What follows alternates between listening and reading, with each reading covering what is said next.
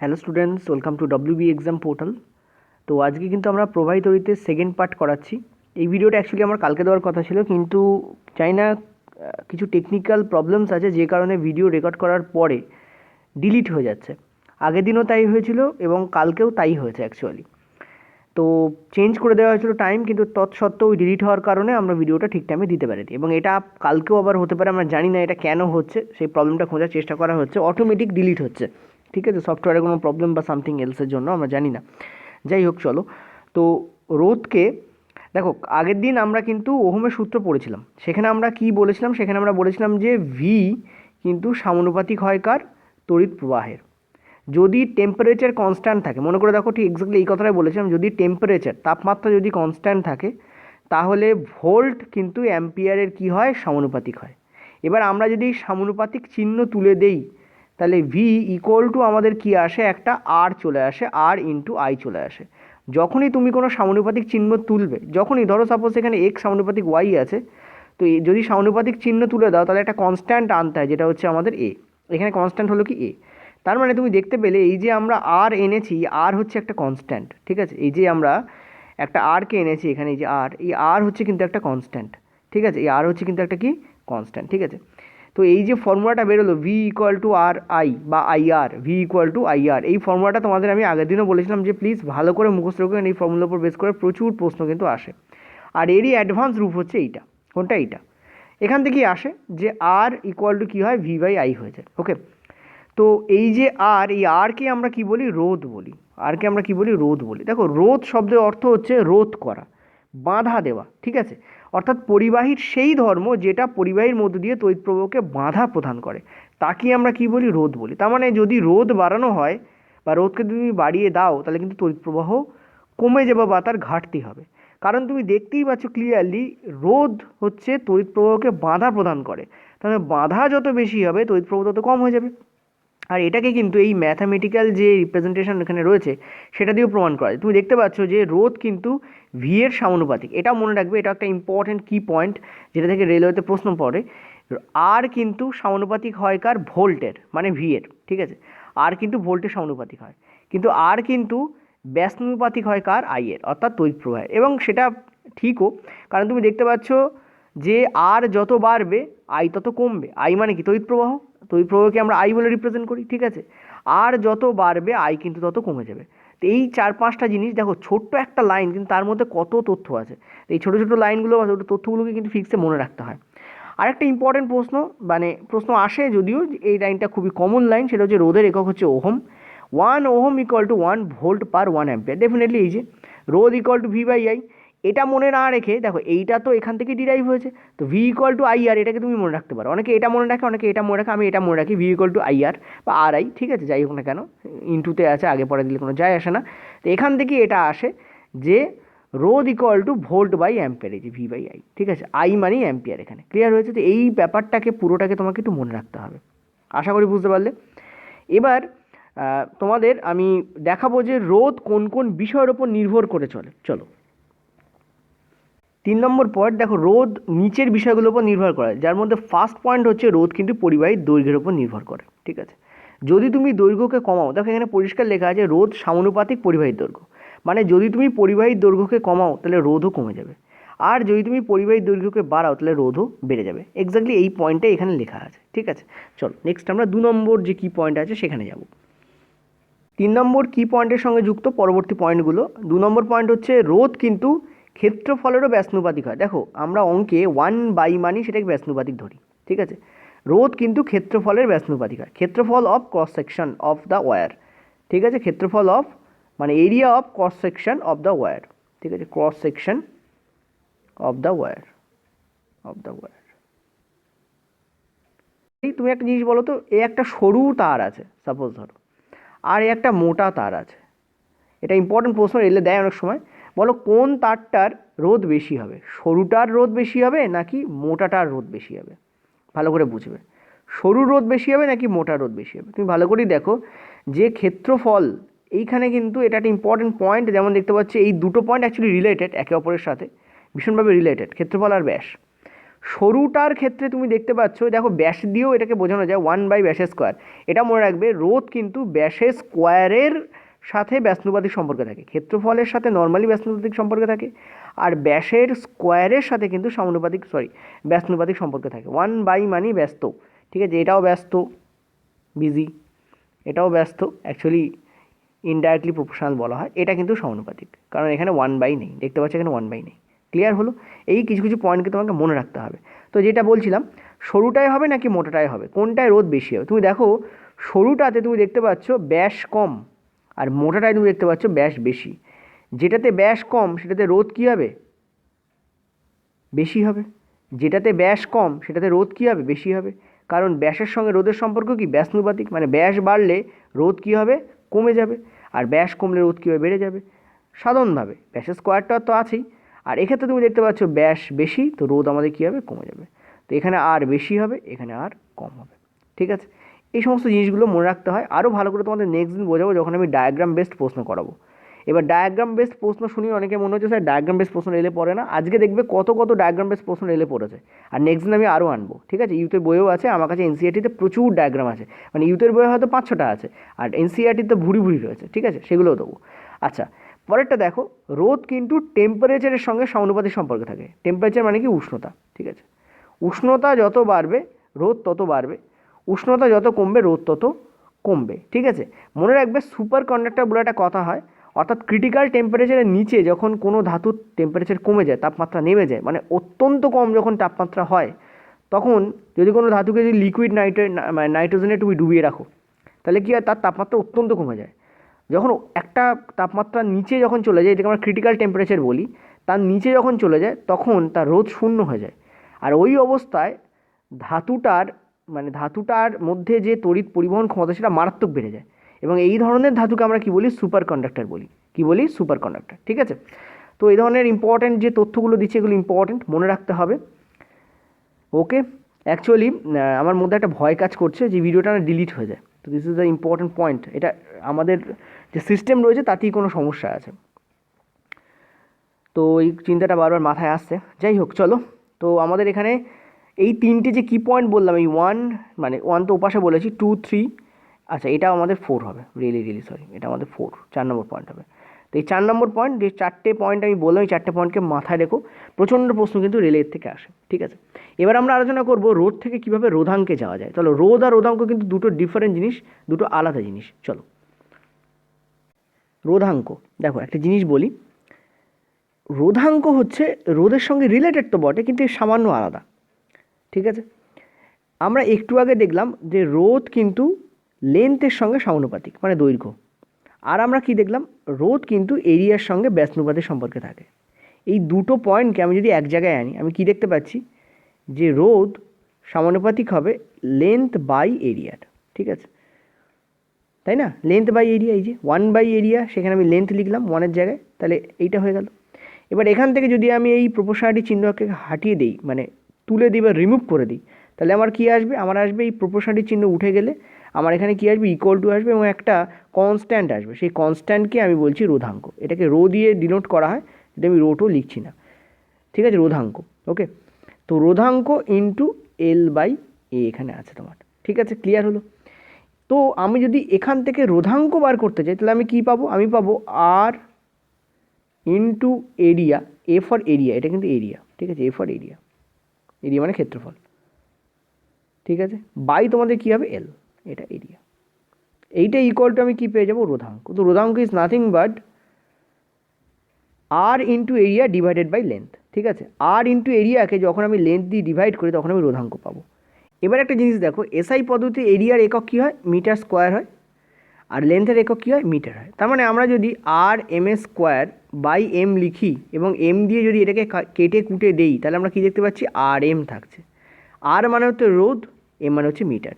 তো এই কারণেই রোধাঙ্কের যে একক হয়, ঠিক আছে, রোধাঙ্কের যে একক হয় সেটা আমাদের কি হয়? ওহম মিটার হয়।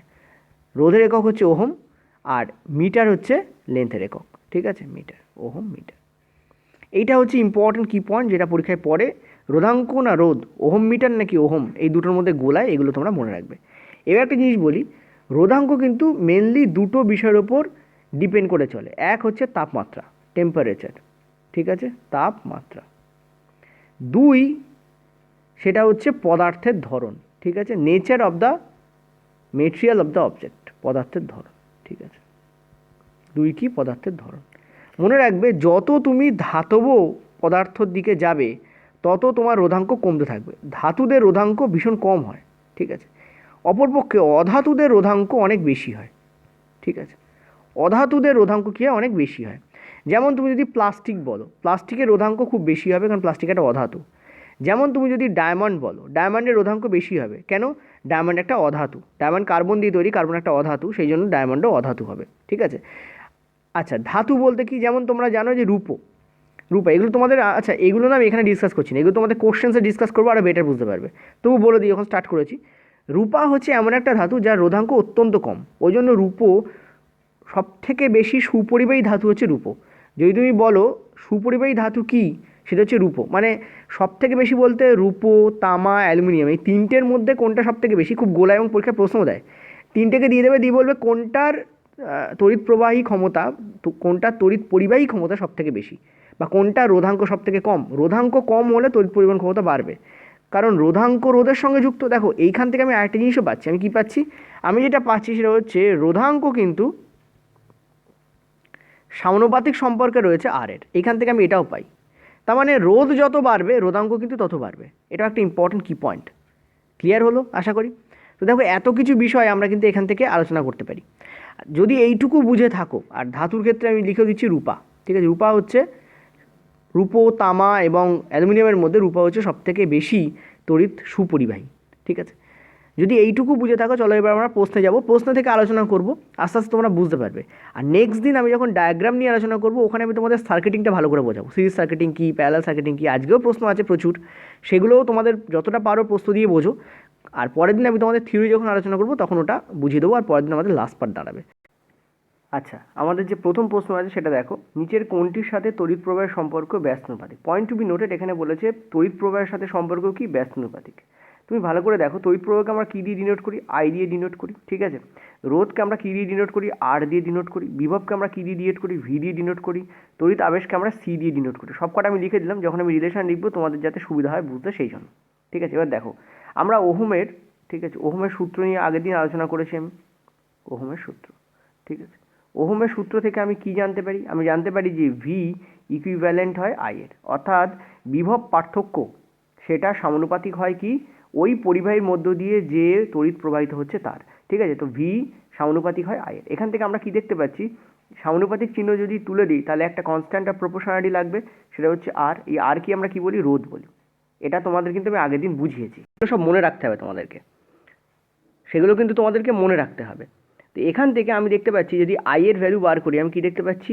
সরি, আর এর ভ্যালু যদি বার করি আমি কি দেখতে পাচ্ছি? V by I equal to R হয়ে যাচ্ছে। এবার এই রিলেশনটাকে আমি একটু বড় করে এদিকে লিখছি, V by I equal to আমার কী হচ্ছে? আর হচ্ছে। এখান থেকে এটা আসছে। একটা জিনিস ভালো করে দেখো যে ভি কিন্তু ওপরে আছে, আই কিন্তু নিচে আছে, আরও কিন্তু ওপরে আছে। ওপরে ওপরে যেগুলো থাকে তাদের মধ্যে সমানুপাতিক সম্পর্ক হয়, আর যেটা নিচে থাকে তার সঙ্গে ওপরেগুলো সম্পর্ক ব্যস্তানুপাতিক হয়। তাহলে আর তো ওপরে আছে, আই তো নিচে আছে, তাহলে সম্পর্ক কী হবে? ব্যস্তানুপাতিক সম্পর্ক হবে। ক্লিয়ার হলো? চলো নেক্সট আমরা পরে প্রশ্নে যাবো। তো অ্যান্সার আমাদের কী হবে? আচ্ছা, অ্যান্সারটা বলে দিই, সেটা হচ্ছে তড়িৎ প্রবাহের সাথে তাহলে কার ব্যস্তানুপাতিক সম্পর্ক দাঁড়াবে? রোধের ব্যস্তানুপাতিক সম্পর্ক দাঁড়াবে। মনে রাখবে, তড়িৎ প্রবাহের সাথে রোধের সম্পর্ক ব্যস্তানুপাতিক হয়, যদিও ভোল্টের সঙ্গে রোধের সম্পর্ক সমানুপাতিক হয়। এটাও কিন্তু প্রশ্ন পড়ে অনেক সময়, ভোল্টের সঙ্গে রোধের সম্পর্ক সমানুপাতিক, কিন্তু তড়িৎ প্রবাহের সঙ্গে রোধের সম্পর্ক ব্যস্তানুপাতিক। এটা তুমি নর্মালিও ভাবো, রোধ বলতে বাধা দান করা। একটু আগেই বললাম পরিবাহী বাধা দান করে, তাহলে যদি বাধা দান করে তাহলে তড়িৎ প্রবাহিত হবে কি করে? নদীকে যদি বাধা দান করে তাহলে জলপ্রবাহ হবে কি করে? রোধ বলতে বাধা দান করে, তাহলে বাধা যত বেশি তড়িৎ তত কম প্রবাহিত হবে। যেমন নদীতে বাধা যত বেশি হবে জলের প্রবাহ কম হবে, ঠিক আছে। এভাবে মনে রাখতে পারো, রোধ যত বেশি হবে তড়িৎ প্রবাহ তত কম হবে, কারণ রোধ মানে তো বাধা, রোধ করা মানে কি? বাধা দান করা। তড়িৎকে তুমি যেতে বাধা দান করছো, তাহলে প্রবাহিত হবে কি করে? রোধ যত বেশি তড়িৎ প্রবাহ তত কম, রোধ যত কম তড়িৎ প্রবাহ তত বেশি হবে। ক্লিয়ার? চলো নেক্সট পরের প্রশ্নে। পরের প্রশ্ন দেখো, এটা এনসিইআরটির প্রশ্ন। একটা ফিগার তোমাদের দেওয়া রয়েছে, বা বলতে পারো ডায়াগ্রাম আঁকা রয়েছে, সেখানে সব কিছুর তোমাদের এখানে লেখা রয়েছে এক্সটা কি, এখানে তোমাদের বলতে বলা হয়েছে ভোল্ট মিটার, অ্যামিটার, রোধক তার না ব্যাটারি, ঠিক আছে। দেখো আমি তোমাদের এই 1-2 দিন আগেই যে ক্লাসটা করেছি প্রথম, সেখানে আমি বলেছিলাম যে অ্যামিটার কিন্তু সিরিজ সার্কিটিংয়ে থাকে, ঠিক আছে, অ্যামিটার কিন্তু থাকে সিরিজ সার্কিটিংয়ে, ঠিক আছে, সিরিজ সার্কিটিংয়ে থাকে।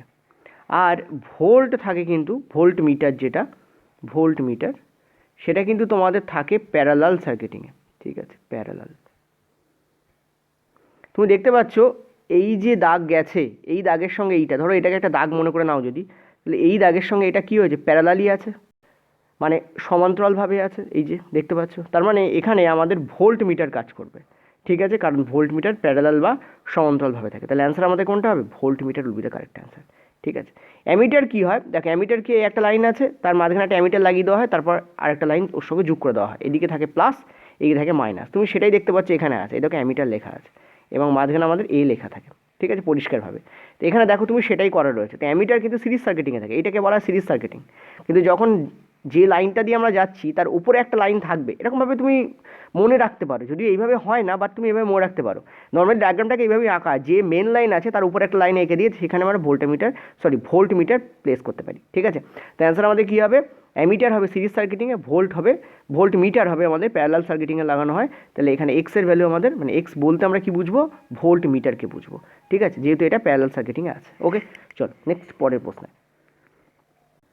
একটি তারের ব্যাসকে যদি দ্বিগুণ করা হয় তাহলে রোধের পরিমাণ কী দাঁড়াবে। দেখো আমরা জানি যে রোধের সঙ্গে ব্যাসের যে রিলেশন হয়, রোধ সমানুপাতিক কী হয়, 1 ব্যাসের স্কোয়ার, ঠিক আছে, এই আমাদের হয় 1 ব্যাসের, অর্থাৎ রোধ তত কমে যাবে যত ব্যাস বাড়বে, কারণ ব্যাসের স্কোয়ারের ব্যাসানুপাতিক সম্পর্কে রয়েছে রোধ, ঠিক আছে।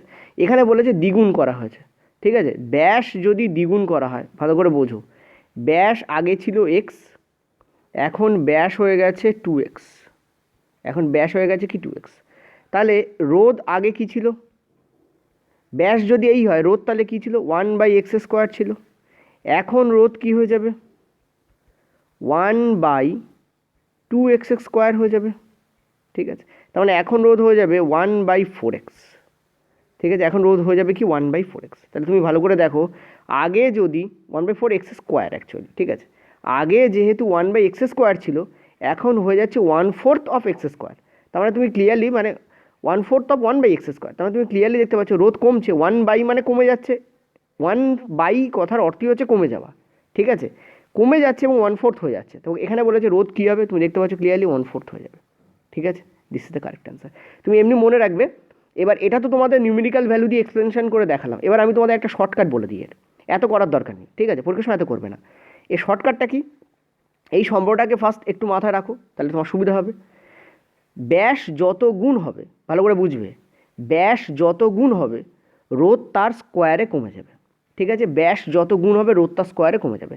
এখানে দ্বিগুণ আমাদের বলেছে, দ্বিগুণ মানে 2 স্কোয়ার কত হয় 4, তো 1/4 হয়ে যাবে।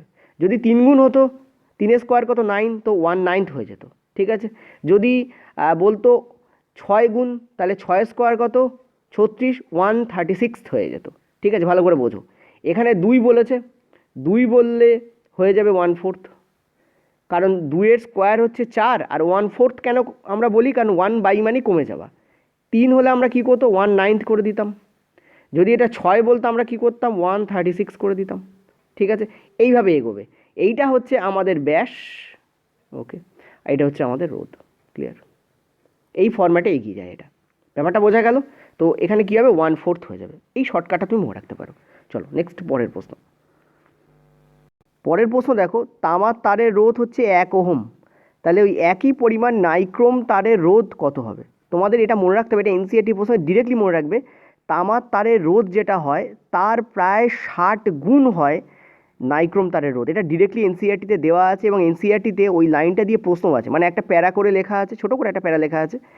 যখন আমরা রেজিস্টিভিটি পড়াবো, রোধাঙ্ক যেটা পড়াচ্ছিলাম ওইখানেই প্যারা করে লেখা আছে, এবং ওর ওপর এনসিইআরটিতে প্রশ্ন আছে, রেলেও এই প্রশ্ন পড়েছে, ঠিক আছে, যে তামার তারের রোধ 1 ওহম হলে নাইক্রোম তারের রোধ কত হবে। এখন ওই যে তোমাদের যে ইউথ কম্পিটিশনের বুকসটার কথা বলছি, ওতে এই প্রশ্নটা দেওয়া নেই, বাট আমি যখন বাংলায় সলভ করেছি তখন তোমাদের এই প্রশ্নটা আমি দিয়েছিলাম। তামার তারের রোধ 1 ওহম হয়, তখন নাইক্রোম তারের রোধ কত হবে, ঠিক আছে, মনে রাখবে তামার তারের রোধ যা হয় তার 60 গুণ হয়ে যায় নাইক্রোম তারের রোধ। তো অ্যান্সার উইল বি দিস, ঠিক আছে, 1-এর 60 গুণ করলে কী হয়, 60 ওহম হয়ে যাবে। এবার এটা অ্যাকচুয়ালি প্রায়, অ্যাকচুয়ালি এর এক্স্যাক্ট যে ভ্যালু হয় সেটা 59 পয়েন্ট সামথিং সামথিং হয়, কিন্তু ওটাকে প্রায় নেওয়া হয় এবং 60 ধরে নেওয়া হয়। ক্লিয়ার হলো? চলো নেক্সট পরের প্রশ্ন। আচ্ছা, পরের প্রশ্ন, একটি সার্কিটে যদি 5 ওহম, 8 ওহম এবং 12 ওহমের একটি রোধ শ্রেণী বর্তনীতে 6 ভোল্ট ব্যাটারির সাথে যুক্ত থাকে, তাহলে 12 ওহমের ভোল্ট মিটারের মধ্যে দিয়ে রিডিং কত দেখাবে? দেখো, ভোল্ট মিটার মানে ভোল্টের রিডিং দেখাবে, তো এখানে তো 6 ভোল্ট রয়েছে, সেটাই কি অ্যান্সার হবে? না। ঠিক আছে, আমাদের প্রথমে বার করতে হবে যে কম্বাইন রেজিস্ট্যান্স কত বা রোধ কত। দেখো, দেখতে পাচ্ছি এটা শ্রেণী বর্তনীতে আছে, তো 5 ওহম, 8 ওহম, 12 ওহম। আমরা জানি শ্রেণী বর্তনী থাকলে আমরা কী করি, জাস্ট যোগ করি। তো 5, 8 আর 12 কত হচ্ছে আমাদের 25। তো 25 ওহম কিন্তু টোটাল রোধ আমার দাঁড়াবে। ঠিক আছে, 25 ওহম কী দাঁড়াবে আমার টোটাল রোধ। ঠিক আছে, ওমেগা চিহ্ন, এটা ওমেগা হচ্ছে রোধকে প্রকাশ করে, মানে রোধ। আর তো 25 ওহম টোটাল। এখন আমরা দেখব যদি আমরা V equal two IR put করি, এখানে আইটা বার করে নিতে হয় ফার্স্ট, যে কতটা কারেন্ট এখানে প্রবাহিত হচ্ছে। তো ভি আমাদের 6, আই আমাদের বার করতে হবে, আর আমাদের কত হয়েছে 25। এখান থেকে আমি কি দেখতে পাচ্ছি, আইয়ের যে ভ্যালু দাঁড়াচ্ছে সেটা হচ্ছে 6/25। এত অ্যাম্পিয়ার কিন্তু আমাদের তড়িৎ প্রবাহিত হবে। ঠিক আছে, 6/25 এত অ্যাম্পিয়ার কী হবে আমাদের তড়িৎ কিন্তু প্রবাহিত হবে। এবার এই সেম অ্যাম্পিয়ার তড়িৎ কিন্তু ওই 12 ভোল্টের 12 রেজিস্ট্যান্সের মধ্য দিয়ে প্রবাহিত হবে। তাহলে ভোল্ট কত, এটা একবার ইউজ করেছি, সেকেন্ডবার আবার ইউজ করতে হবে। এবারে ভি বার করার জন্য ইউজ করতে হবে, V equal to I into R. ঠিক আছে, এবার ভি বার করার জন্য করছি আমাদের, তো ভি এর ভ্যালু আমাদের কী দাঁড়াচ্ছে, আই আমাদের কত 6/25, আর আমাদের কত আমরা দেখতে পাচ্ছি 12। এখান থেকে আমরা কী পাচ্ছি 72/25 পাচ্ছি। 72/25কে যদি ক্যালকুলেট করো তুমি দেখবে এই সি আমাদের অ্যান্সার আসছে।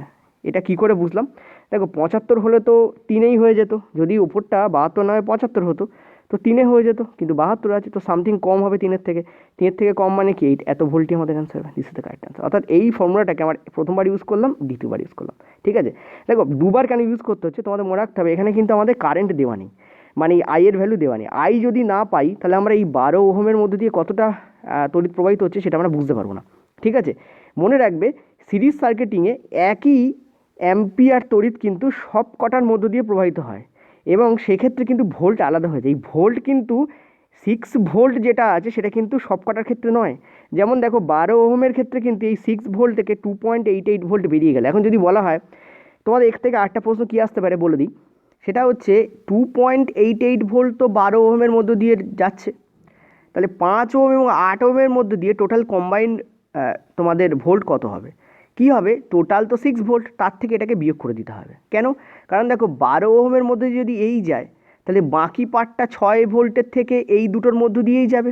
ভালো করে বুঝবে, এই যে 6 ভোল্ট এটা ভাগ হয়ে যায়, কিছুটা 5 ওহমের মধ্যে দিয়ে যায়, কিছুটা 8 ওহমের মধ্যে দিয়ে যায়, কিছুটা 12 ওহমের মধ্যে দিয়ে যায়। 12 ওহমের মধ্যে দিয়ে কতটা যাচ্ছে, 2.88 ভোল্টে যাচ্ছে। তোমাদের যদি বলা হয় 5 এবং 8 ওহমের মধ্যে দিয়ে বাকি কতটা যাবে, কী হবে, এই 6 ভোল্ট থেকে এটাকে বাদ দিয়ে দিতে হবে। ক্লিয়ার হলো? এটাও পড়তে পারতো পরীক্ষায়। চলো নেক্সট আমরা পরের প্রশ্নে যাব। 6 দাগ দেখো, সিলিকনের রোধাঙ্ক ড্যাশ হবে। দেখো সিলিকন হচ্ছে একটা অর্ধ পরিবাহী, ঠিক আছে, সেমি কন্ডাক্টর, অর্ধ পরিবাহী। এই সেমি কন্ডাক্টর, অর্ধ পরিবাহী ইত্যাদি টার্মগুলোকে মনে রাখবে। এরকম একটা অর্ধ পরিবাহী হচ্ছে জার্মেনিয়াম। ঠিক আছে, কি জার্মেনিয়াম। তো সিলিকন, জার্মেনিয়াম ইত্যাদি যে অর্ধ পরিবাহী, এদের যে রোধাঙ্ক হয়, রোধাঙ্ক প্রথমে বুঝিয়েছি, সেটা কি সুপরিবাহী আর কুপরিবাহী পদার্থের মাঝখানে অবস্থান করে। না সুপরিবাহী না কুপরিবাহী। কুপরিবাহী মানে কি, তাদের রোধাঙ্ক অনেক অনেক বেশি হয়, ততটাও না, আবার সুপরিবাহী পদার্থের মতো কমও না, কারণ আমরা জানি যত পরিবহন ক্ষমতা বাড়বে তত রোধাঙ্ক কী হয়, কমে যাবে। ঠিক আছে, পরিবহন ক্ষমতার সাথে রোধাঙ্কের সম্পর্ক ব্যস্তানুপাতিক হয়। তো সুপরিবাহী আর কুপরিবাহী পদার্থের মাঝখানে অবস্থান করে সিলিকন, জার্মেনিয়াম ইত্যাদি অর্ধ পরিবাহীর যে রোধাঙ্ক। ঠিক আছে, তো অ্যান্সার আমাদের কী হবে, এ আমাদের কারেক্ট অ্যান্সার হবে। ক্লিয়ার? চলো নেক্সট আমরা 7 দিকে যাব। নাইক্রোমকে ইলেকট্রিক ইস্ত্রিতে ব্যবহার করা হয় কেন? ভেরি ভেরি ইম্পর্টেন্ট প্রশ্ন, এটা কিন্তু রিয়েলি ইম্পর্টেন্ট প্রশ্ন। এই ধরনের প্রশ্ন এবারে ভীষণভাবে পড়তে পারে। এবার দেখো অপশানগুলো দেখো কতটা কনফিউজিং। নিম্ন রোধাঙ্ক, উচ্চ রোধাঙ্ক, উচ্চ তাপমাত্রায় দ্রুত জারিত হয়। দেখো নাইক্রোমকে ইলেকট্রিক ইস্ত্রিতে ব্যবহার করা হয় তার কারণ হচ্ছে 1 উচ্চ রোধাঙ্ক, আর 2 উচ্চ তাপমাত্রায় এটা কম জারিত হয়। এই জায়গায় দ্রুত না হয়ে যদি কম জারিত হয় হতো তাহলে অ্যান্সার হতো। তাহলে দুটো কারণ, এক হচ্ছে হাই টেম্পারেচারে এটা কম জারিত হয়, এটা হচ্ছে গেল, অক্সিডাইজড কম হয়। 2 নম্বর হচ্ছে উচ্চ রোধাঙ্ক, হাই রেজিস্টিভিটি। ঠিক আছে, উচ্চ রোধাঙ্ক, এই দুটো কারণে কিন্তু নাইক্রোম তারকে ব্যবহার করা হয়। ওকে, এই দুটো কারণে। চলো নেক্সট আমরা পরের প্রশ্নে যাব। তাহলে অ্যান্সার আমাদের কী হবে, এখানে বি আমাদের কিন্তু এখানে কারেক্ট অ্যান্সার হচ্ছে। বোথ বি অ্যান্ড সিও কিন্তু আমাদের অ্যান্সার হবে না, এটাও হবে না, এটাও হবে না। ক্লিয়ার? চলো নেক্সট পরের প্রশ্ন। পরের প্রশ্ন এবং ভীষণ ইম্পর্টেন্ট প্রশ্ন, এবং এটা কিন্তু রেলওয়েতে রিপিটেডলি পড়েছে, বাট হয়তো আমার চোখের আড়াল হয়েছে, কারণ আমি তো প্রত্যেকটা প্রশ্ন নিচ্ছিলাম না। তো ইউথের বইটাতে এই প্রশ্নটা আমি পাইনি। সেটা হচ্ছে 6 ওহম রোধের একটি তারকে অর্ধেক ভাঁজ করে গোটানো হলো। হয়তো এই প্রশ্নটা আছে, আমার হয়তো দেখতে পাইনি, এমনটা হতে পারে। তো 6 ওহম রোধের একটি তারকে অর্ধেক ভাঁজ করে হাফ করা হলো এবং তারপর গোটানো হলো ডবলড আপ বাই ফোল্ডিং, তখন কী হবে, তারের রোধ কত হবে? মনে রাখবে এক্ষেত্রে কী হয়, যে রোধ দেওয়া হয় তার 1/4 করে দিতে হয়, অ্যান্সার পেয়ে যাবে। ঠিক আছে, অ্যান্সার কত হবে? 1.5 অ্যান্সার হবে তোমাদের। ঠিক আছে, এটা কেন হয়? কারণ একটু আগে আমি তোমাদের বলেছি যে রোধের সাথে রোধ, আমি আর বলে লিখি, চলো তোমাদের বেটার বুঝতে সুবিধা হবে। ঠিক আছে, আমাকেও কম লিখতে হবে। আরের সাথে এরিয়ার যে রিলেশন হয় সেটা কি? ব্যস্তানুপাতিক হয়। ঠিক আছে, আর আরের সঙ্গে লেন্থের যে রিলেশন কী হয় সেটা হয় সমানুপাতিক। এই দুটো কারণ এখানে যুক্ত, যে কারণে এটা 1/4 হয়।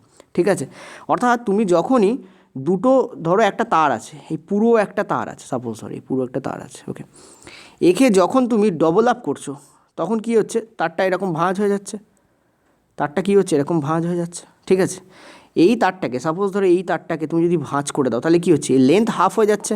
ঠিক আছে, কিন্তু এরিয়া দেখো দ্বিগুণ হয়ে যাচ্ছে। এই জায়গায় দেখো এরিয়া দেখো তোমার কী হচ্ছে, দ্বিগুণ হচ্ছে। এবং এই টোটাল এফেক্টটা দেয় কি, যা রোধ হয় তার 1/4 হয়ে যায়। ঠিক আছে, মনে রাখবে এইসব ক্ষেত্রে কী হয়, রোধ বাই 4 হয়ে যায়। ঠিক আছে, এইটা হয়, এইটা জাস্ট মাথা রাখবে। ওকে, এটা কী হয়, জাস্ট মাথা রাখবে, সুবিধা হবে তোমার বুঝতে। তাহলে অ্যান্সার আমাদের কী হবে, 1.5 এখানে অ্যান্সার হবে। এ আমাদের কারেক্ট অপশন হবে এখানে, দিস দ্য কারেক্ট অপশন। হ্যাঁ, ঠিক আছে, চলো নেক্সট পরের প্রশ্ন। 9 দাগের প্রশ্ন, উষ্ণতা ধারণকারী মানে হিট প্রডিউসিং যে কোনো ইলেকট্রিক যন্ত্রকে নিচের কোনটি দ্বারা বানানো হয়? এটা এনসিইআরটি প্রশ্ন, ভেরি ইন্টারেস্টিং প্রশ্ন। অপশানগুলো দেখো, আবারও কনফিউজিং অপশান তোমাদের সামনে। উচ্চ রোধাঙ্কযুক্ত মিশ্র ধাতু, নিম্ন রোধাঙ্কযুক্ত মিশ্র ধাতু, উচ্চ রোধাঙ্কযুক্ত সুপরিবাহী, নিম্ন রোধাঙ্কযুক্ত সুপরিবাহী। অ্যান্সার কোনটা হবে? উচ্চ রোধাঙ্কযুক্ত মিশ্র ধাতু, this is the correct option. প্রথম কথা, অ্যালয় ব্যবহার করা হয়। অ্যালয় মানে হচ্ছে মিশ্র ধাতু। ঠিক আছে, অ্যালয় মানে কি? মিশ্র ধাতু, মিশ্র ধাতুকে অ্যালয় বলা হয়। দ্বিতীয় কথা, হাই রেজিস্টিভিটি যুক্ত অ্যালয়কে ব্যবহার করা হয়। একটা অ্যালয়কে ব্যবহার করা হয় যেটা হাই রেজিস্টিভ অ্যালয়। ঠিক আছে, তো এখানে প্রথম কথা অ্যালয়কে ব্যবহার করা, দ্বিতীয় কথা এটা হাই রেজিস্টিভিটি থাকে। রেজিস্টিভিটি মানেই হচ্ছে রোধ। ঠিক আছে, রেজিস্টিভিটি। ওকে, তো অ্যান্সার আমাদের কী হবে? উচ্চ রোধাঙ্কযুক্ত মিশ্র ধাতুকে ব্যবহার করা হয়। মিশ্র ধাতুগুলোর কিন্তু রেজিস্টিভিটি যেটা থাকে সেটা হাই হয়, এক নম্বর কথা। সুপরিবাহী কেন ব্যবহার করা হয় না? কারণ সুপরিবাহী পদার্থের ক্ষেত্রে রোধ কম থাকে, রোধ কম হলে হিট প্রডিউসিং কম হবে, মানে হিট প্রডিউস কম হবে। ঠিক আছে, এবং উচ্চ রোধাঙ্কযুক্ত, দেখো সুপরিবাহী কখনো উচ্চ রোধাঙ্কযুক্ত হয় না, সুপরিবাহী সবসময় নিম্ন রোধাঙ্কযুক্ত হবে। সো এটা তো এখানেই কেটে গেল। ঠিক আছে, আর মিশ্র ধাতুগুলো উচ্চ রোধাঙ্কযুক্তই হয়। তো এই আমাদের কারেক্ট অ্যান্সার হবে। ক্লিয়ার?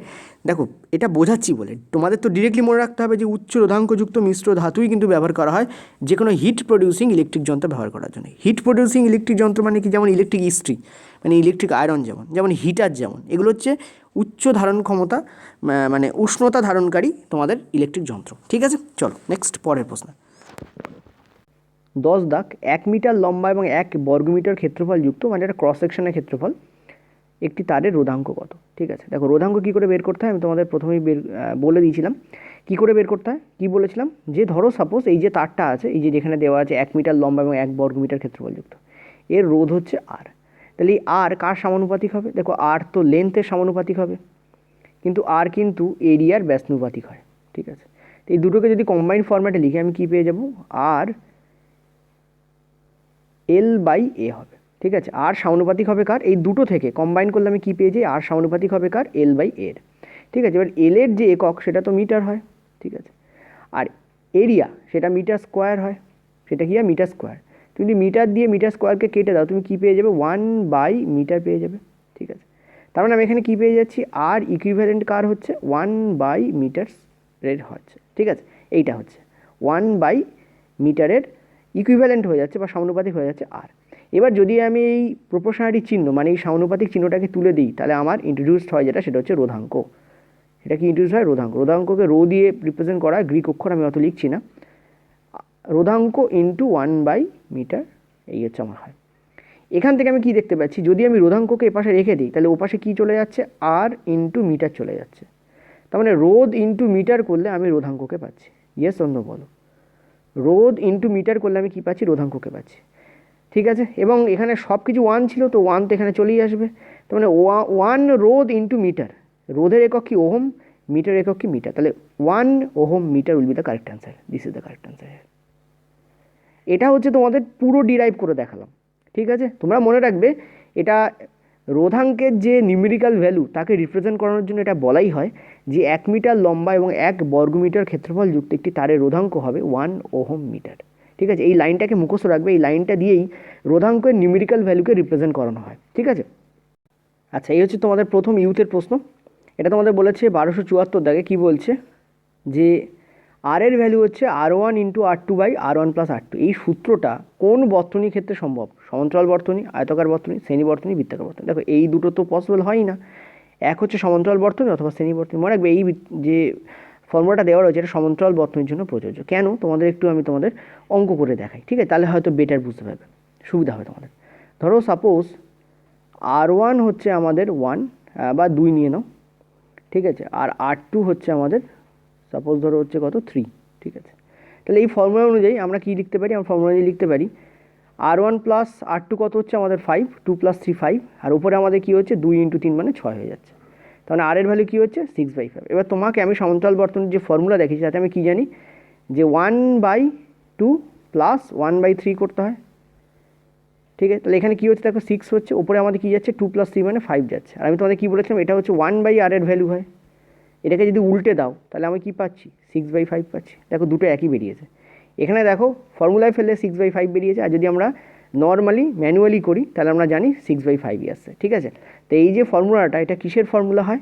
সমান্তরাল বর্তনীর ফর্মুলা হয়। কারণ সমান্তরাল বর্তনীতেই কেবলমাত্র রোধকে যখন তুল্য রোধ মানে একদম শেষে যে রোধ বেরোবে বা মোট যে রোধ বেরোবে তাকে বার করার জন্য কী করি, যে দুটো রোধ দেওয়া থাকে তাদের 1/, করে যোগ করতে হয়। দেখো 1/, করে যোগ করে দিয়েছি, 1/2 প্লাস 1/3 এইভাবে যোগ করে শেষে আবার উল্টে দিতে হয়। 5/6 বেরোবে, তাকে আবার উল্টে দেবো 6/5 হবে। তার মানে যে কার্যকারী রোধ বা তুল্য রোধ যেটাকে বলা হয়, যেটা অ্যাকচুয়ালি কার্যকারী হবে সেটা আমার কত হবে 6/5 হবে। এই ফর্মুলা অনুযায়ী তাই, আর মানে এই ফর্মুলা অনুযায়ী তাই বেরোচ্ছে, আর ম্যানুয়ালি আমার তাই বেরোচ্ছে। ক্লিয়ার? তো এটা সমান্তরাল বর্তনীর জন্য প্রযোজ্য হয়, ঠিক আছে। চলো নেক্সট আমরা পরের প্রশ্ন। এটা কিন্তু আরআরবি জেইর প্রশ্ন। তোমরা অনেক সময় জেইর প্রশ্ন দেখে ভাবো স্যার এই কি গ্রুপ বিতে পড়বে। দেখো এই প্রশ্নটা জেইতে পড়েছে এটা ঠিক, কিন্তু এই প্রশ্নটা তো একদম ইজি প্রশ্ন, তো গ্রুপ বিতে কেন পড়বে না? আর এটা এনসিইআরটিতে এই ধরনের প্রশ্ন আছেও, ঠিক আছে। চলো নেক্সট আমরা পরের প্রশ্নে যাব। এটা যেমন এলপিতে পড়া প্রশ্ন, কিন্তু সমান্তরাল বর্তনী যেহেতু এনসিইআরটিতে আছে, এনসিইআরটি 9-10-এ আছে, তো ডেফিনেটলি রেলওয়েতেও জিজ্ঞেস করা হতে পারে। রেলওয়েতে সমান্তরাল বর্তনীর উপর প্রশ্ন অলরেডি পড়েছে, তো যেখানে আমি প্যারালাল সার্কিটিং বা সমান্তরাল বর্তনীর উপর প্রশ্ন পাচ্ছি সেখানে আমি সমান্তরাল বর্তনীর উপর সব টাইপের প্রশ্ন কেন না করে যাব, ঠিক আছে। 1273 দাগের প্রশ্ন ওই বই অনুযায়ী সমান্তরাল বর্তনীতে একটি বৈদ্যুতিক যন্ত্র খারাপ হয়ে বন্ধ হয়ে গেলে বাকি বৈদ্যুতিক যন্ত্রগুলি কি হয়? তারা কি বন্ধ হয়ে যাবে, নাকি তাদের সক্ষমতা কমে যাবে কিন্তু চলতে থাকবে, নাকি আগের মতোই চলতে থাকবে, নাকি দ্বিগুণ সক্ষমতা চলতে থাকবে? দেখো অ্যান্সার তোমাদের হবে বি। তারা আগের মতোই সাধারণ সক্ষমতা, যে সক্ষমতা তারা চলছিল, নর্মাল যে ভোল্টেজে তারা চলছিল সেই ভোল্টেজে তারা চলতে থাকবে, ঠিক আছে। তো সমান্তরাল বর্তনীর ক্ষেত্রে মনে রাখবে একটা খারাপ হলে বাকিগুলো কিন্তু চলতে থাকে। সমান্তরাল বর্তনী কোথায় ব্যবহার করা হয়? প্রথমে তোমাদের বলেছি ঘরে। তুমি বলো তোমার যদি ফ্যান খারাপ হয়ে যায় তাহলে কি লাইট অফ হয়ে যায়? না। বা যদি লাইট অফ হয়ে যায় তাহলে কি তোমার ফ্যান খারাপ হয়ে যায়? না। ফ্যান খারাপ মানে ফ্যান খারাপ হবে, লাইটটা জ্বলতে থাকবে। আর যদি লাইট খারাপ হয় মানে টিউব বা তোমার যে এখন এলইডি বেরিয়ে গেছে সেগুলো যদি খারাপ হয় তাহলে কি হয়, নর্মালি সেগুলো খারাপ হয়। মানে যে আইটেমটা খারাপ হবে শুধু সেটাই খারাপ হবে, সবগুলো খারাপ হয়ে যাচ্ছে এমনটা নয়। কিন্তু সিরিজের ক্ষেত্রে তা হয় না। সিরিজ সার্কিটিং বা শ্রেণী বর্তনীর ক্ষেত্রে কী হয়, যদি একটা খারাপ হয় তো সব খারাপ হয়ে যায়। ওই জন্য আমাদের বাড়িতে বলো কোনটা কাজে লাগানো হয়? প্রথমেই বলেছি শ্রেণী বর্তনী ব্যবহার করা হয় নাকি সমান্তরাল বর্তনী? সমান্তরাল বর্তনী ব্যবহার করা হবে। একটা খারাপ হলে যদি সব খারাপ হয় তাতে তো আমার খরচা বেড়ে যাবে। ওই জন্য সমান্তরাল বর্তনী ব্যবহার করা হয় শ্রেণী বর্তনীর বদলে। কারণ শ্রেণী বর্তনীতে একটা খারাপ হলে সব খারাপ হয়, সমান্তরাল বর্তনীতে একটা খারাপ হলে শুধু সেটাই খারাপ হবে, বাকিগুলো চলতে থাকে, ঠিক আছে। তো অ্যান্সার আমাদের কী হবে? আগের মতোই সাধারণ সক্ষমতায় চলতে থাকবে। ক্লিয়ার? চলো নেক্সট পরের প্রশ্নে। দেখো এটা সার্কিটিংয়ের ওপর প্রশ্ন। বলেছে যে ড্যাশ বর্তনীতে অনেকগুলি রোধকে যুক্ত করা হয় তাহলে তাদের সম্মিলিত রোধ ক্ষুদ্রতম রোধের কম হয়। এটা একটা অঙ্ক করে তোমাদের বোঝে। ধরো সাপোজ একটা রোধ আছে তোমাদের 1/2, 1/2 তো পরে হবে, বলে দিই, দাঁড়াও এক মিনিট, স্কিপ করবো না কোনো কিছু। R1 আছে সাপোজ ধরো 2, ঠিক আছে। R2 ধরো সাপোজ আছে তোমাদের 4, ঠিক আছে। আর R3 ধরো সাপোজ আছে আমাদের 8, ঠিক আছে। এটা R1 হচ্ছে আমাদের 2 ওহম, রোধ নম্বর 2 হচ্ছে আমাদের 4 ওহম, রোধ নম্বর 3 হচ্ছে আমাদের 8 ওহম। ক্লিয়ার? এবার আমি যদি এখানে তোমাদের বার করি শ্রেণী বর্তনী, এখানে দুটো অপশন দেখো, এটা আর এটা তো হবেই না, এইটা আর এইটার মধ্যে যে কোনো একটা হতে পারে। ক্লিয়ার? কোনটা হবে?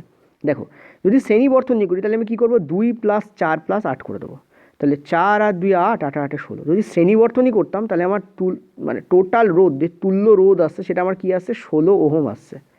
16 ওহম কি এই তিনটে রোধের মধ্যে যেটা সব থেকে ছোটো, মানে 2, তার থেকেও ছোটো না, তার মানে শ্রেণী বর্তনী আমার অ্যান্সার হবে না। কারণ এখানে পরিষ্কার বলা আছে যে অনেকগুলো রোধকে যখন যুক্ত করা হয়, তো যুক্ত যখন করছো তখন কি বলছে, তাদের সম্মিলিত রোধ, মানে এখানে যেটা শ্রেণী বর্তনীতে 16 ওহম বেরোচ্ছে সেটা ক্ষুদ্রতম রোধের কম। ক্ষুদ্রতম রোধের কম হচ্ছে নাকি, 2 তো সব থেকে ক্ষুদ্রতম এদের মধ্যে, তার থেকে কি এটা কম হচ্ছে, হচ্ছে না। তার মানে এই যে শ্রেণী বর্তনী বলছিলাম সেটা তো অপশান হবে না, অ্যান্সার হবে না। তাহলে অ্যান্সার আমাদের কোনটা হবে, সমান্তরাল বর্তনী আমাদের অ্যান্সার হবে। ঠিক আছে, কেন হবে সেটাও বলে দিই। দেখো তুমি যদি 1/2 করো, আমরা জানি যে সমান্তরাল বর্তনী মানেই, প্যারালাল সার্কিটিং মানেই আমরা 1/, করে দিই, 1/8 করো, তুমি দেখতে পাবে এর যে এলসিএম আসবে এটা আসবে 8।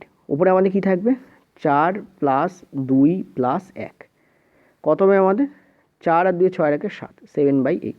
এটাকে আবার উল্টে দেবে, 8/7 আসবে। 8/7 মানে কি 1 পয়েন্ট সামথিং, ঠিক আছে, আমার দরকার নেই বার করা, 1 পয়েন্ট সামথিং। দেখো 1 পয়েন্ট সামথিং বেরিয়েছে, শেষে যে রোধ আসবে সম্মিলিত রোধ, যেটাকে আমরা তুল্য রোধ বলি, সেটা আমাদের কী এসছে, 1 পয়েন্ট সামথিং। 1 পয়েন্ট সামথিং কিন্তু 2 4 আর 8-এর থেকেও, 2 যেটা সব থেকে ক্ষুদ্রতম তার থেকেও ছোট। সেই জন্য আমরা বলতে পারি এটা সমান্তরাল বর্তনীর কথাই বলা হচ্ছে। মনে রাখবে সমান্তরাল বর্তনীতে টোটাল যে রোধ আসে সেটা কিন্তু যে রোধগুলো যোগফল করা হচ্ছে তাদের মধ্যে যেটা ক্ষুদ্রতম তার থেকেও কম হয়, যেমন এখানে 2-এর থেকে এটা কিন্তু কম হবে।